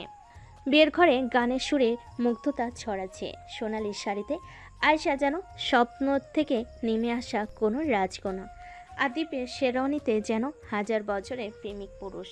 দ্বীপের চোখ একবার আয়শার চোখের দিকে যেতেই আয়শা হালকা লাজুক হাসি দিয়ে চোখ নামিয়ে নিল। কিন্তু ওই এক ঝলক চোখের ভাষায় তাদের একে অপরের প্রতি ভালোবাসা ঠিকই ধরা পড়ে গেল।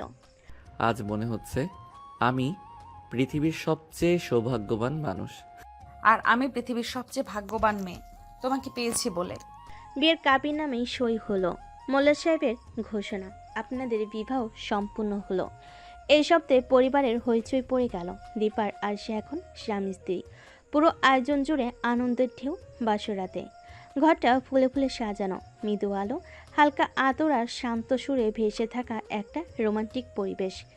আরিশা বসে আছে বিছানার এক পাশে, লাল ঘোমটাই মুখ ঢাকা। দীপ ধীরে ধীরে ঘরে ঢোকে, কিছুটা নার্ভাস, কিছুটা উত্তেজিত। আরিশা, মানে আজ থেকে তুমি শুধু আমার স্ত্রী না, আমার সবচেয়ে ভালো বন্ধু, আমার সাথী, আমার জীবন। আর তুমি আমার দুষ্টু জুনিয়র প্রেমিক থেকে এখন আমার হাবিব, আমার সব কিছু। দীপ ধীরে ঘোমটাটা সরিয়ে দেয়, চোখে চোখ পড়ে। একটা গভীর ভালোবাসা চারপাশে ছড়িয়ে পড়ে। দীপ আরিশার হাত ধরে। তোমার সাথে কাটানো প্রতিটা মুহূর্ত আমার জীবনের শ্রেষ্ঠ সময়। আমি কথা দিচ্ছি, জীবনের প্রতিটা দিন তোমাকে হাসিয়ে রাখবো, যত কষ্টই আসুক। তোমার হাতটা কখনো ছেড়ে যাব না। আমিও কথা দিচ্ছি, যতটা সম্ভব তোমার পাশে থাকবো, তোমাকে বোঝার চেষ্টা করব, ভালোবাসবো নিঃস্বার্থভাবে। দীপ এগিয়ে এসে একে অপরকে জড়িয়ে ধরে। ওদের মাঝে কোনো দূরত্ব নেই, কোনো লজ্জা নেই, শুধু গভীর ভালোবাসার এক অনন্য অনুভব। এখন দীপ ধীরে ধীরে আয়েশাকে খাটে শুইয়ে দেয়, তারপর তার উপরে উঠে খাটের সাথে তার হাত চেপে ধরে তাকে কিস করতে থাকে। তারপর ধীরে ধীরে আয়েশার কাপড় খুলে নেয়। আয়েশা চোখ বন্ধ করে তার জুনিয়র স্বামীর আদর অনুভব করছিল। এক পর্যায়ে তারা দুজন দুজনের বাহুতে আবদ্ধ হয়ে যায়। এই রাতটা ছিল তাদের জন্য। এই রাতে তার একে অপরের মধ্যে হারিয়ে গেল, নতুন জীবনের প্রথম অধ্যায়ে একসাথে পা রাখলো। ভালোবাসার এই যাত্রা, যেখানে তার শুধু প্রেমিক প্রেমিকা ছিল না, বরং একে অপরের জীবনের পূর্ণতা, সেখান থেকেই আজ শুরু হলো স্বামী স্ত্রীর মধুর জীবন। এই রাতে শুধু ফুলের সুবাস ছিল না, ছিল মনের গভীর থেকে আসা বিশ্বাস, ভালোবাসা আর একসাথে থাকার প্রতিশ্রুতি। তাদের নতুন জীবন শুরু হলো। ভালোবাসার সত্যিকারের গল্প এখন শুরু। 2 বছর পর দ্বীপের সাফল্য আরিশার ছায়ের মতো সঙ্গ। সময় কখনো থেমে থাকে না। মুহূর্ত পেরোয় দিনে, দিন পেরোয় বছরে। সেই ছোট্ট দ্বীপ যার চোখে স্বপ্ন ছিল বড় কিছু হবার, যার পাশে ছিল একজন ছায়ের মতো সঙ্গী আরিশা। আজ সে একজন সফল বিজনেসম্যান। আর এই যাত্রায় প্রতিটা ধাপ, প্রতিটা বাধা, সব পেরিয়ে তার হাতটা যিনি শক্ত করে ধরে রেখেছিলেন তিনি আরিশা। সকাল 9টা। দীপ নিজের অফিসের কেবিনে বসে আছে। দেওয়ালে তার কোম্পানির লোগো, ডান পাশে সাজানো 3টি অ্যাওয়ার্ড। বিজনেস ম্যাগাজিনে তার কভার পিকচার বেরিয়েছে, young entrepreneur of the year. হঠাৎ দরজা খুলে গেল। আশা তখন কফি নিয়ে এসে বলে, আপনি বস, কিন্তু এখনো কফিটা আমি বানিয়ে দিই। এখনো আপনি? তুমি আর বস হলে চলবে না, অফিসেও প্রেমিকের আধিক্যতা। আমি তো এখন প্রেমিক না, তোমার হাজবেন্ড, তোমার গর্ব। ওকে ওকে, এবার কফি খাও। দীপ কফি কাপ হাতে নিয়ে চেয়ারে হেলান দিয়ে বসে।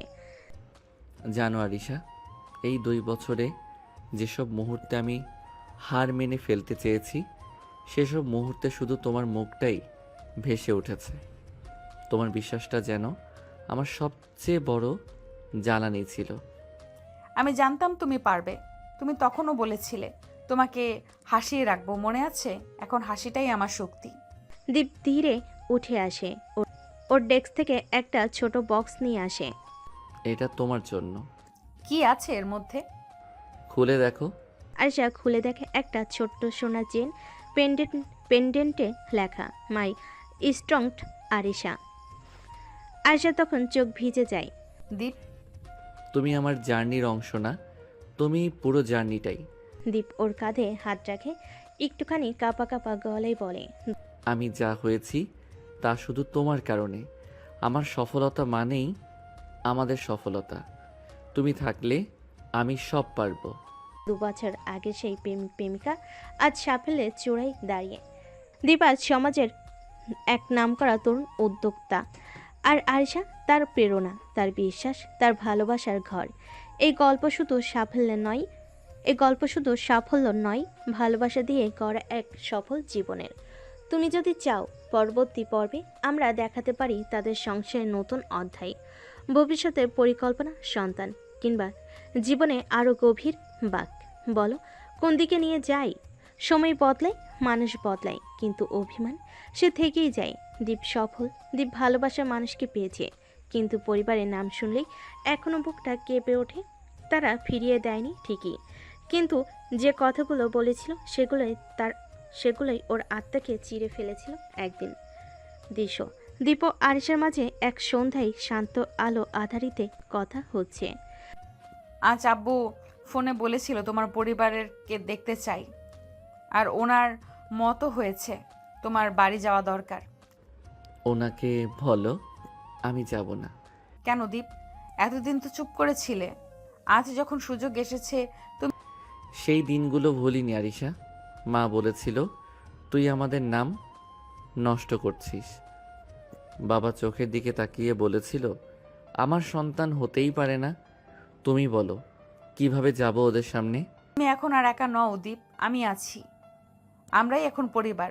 যদি আজ না যাও, সারা জীবন এই একই তিক্ততা নিয়ে কাটাবে। আরিশা, ভয় পাই আমি, ভয় পাই। আবার যদি ওদের চোখে সে আগের অবজ্ঞাটা দেখি, আবার যদি শুনি তোর মুখ দেখতে চাই না। তাহলে আজ নতুন করে একটা সুযোগ দাও সময়কে। হয়তো তারা আগের মতো নেই, হয়তো তোমার মতো তারাও অপেক্ষা করছে, কেবল কেউ প্রথম এগিয়ে আসেনি। সময় দিও আমাকে, শুধু একটু সময়। কিছু সিদ্ধান্ত নেওয়ার জন্য শক্ত হতে হয় না, নরম হতে হয়।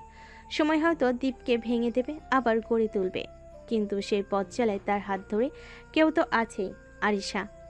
হয়তো সেই ভালোবাসায় তাকে আবার ফিরিয়ে নিয়ে যাবে নিজের করে। 27শে এপ্রিল আজ সেই দিন যেদিন দীপ তার পরিবার ছেড়ে গিয়েছিল। বুকে অভিমান, মনে বিষাদ, তবে তখন সে এক দ্বীপ ছিল যার চারপাশে ঘোর অন্ধকার। আজ সে ফিরছে, কিন্তু একা নয়, তার সাথে আছে তার আলো, তার ভালোবাসা, আরিশা। সন্ধ্যার পর শহরের অন্যতম নামকরা বসুন্ধরা এলাকার একটি বিশাল ক্লাসিক বাংলো বাড়ি। আজ বাড়িতে সাজ রব। দীপের বাবার জন্মদিন উপলক্ষে পরিবারের অনেক আত্মীয় স্বজন জড়ো হয়েছে। ঠিক তখন বাড়ির গেটের সামনে থামে 3টি শ্বেত সোনালী রঙের মার্সিডিজ। প্রথম ও শেষ গাড়ির দরজা খুলে প্রথমে বের হয় কয়েকজন স্যুট পরা, কানে ব্লুটুথ লাগানো নিরাপত্তার রক্ষী। তারা সবার আগেই এলোমেলো লোকজনকে সরিয়ে একপাশে দাঁড় করায়। তারপর ধীরে ধীরে মাঝখানে গাড়ি থেকে নেমে আসে দীপ। পরনে কালো শেরওয়ানি, বুক বরাবর মোটা একটা সোনালি বর্ডার, চোখে হালকা সানগ্লাস, চুল একেবারে ক্লাসিক স্টাইলে সেট করা। পাশ থেকে নেমে আসে আরিশা। গাজুরে গাঢ় লাল শাড়ি, গহনার হালকা অথচ ন্যাচারাল সৌন্দর্য।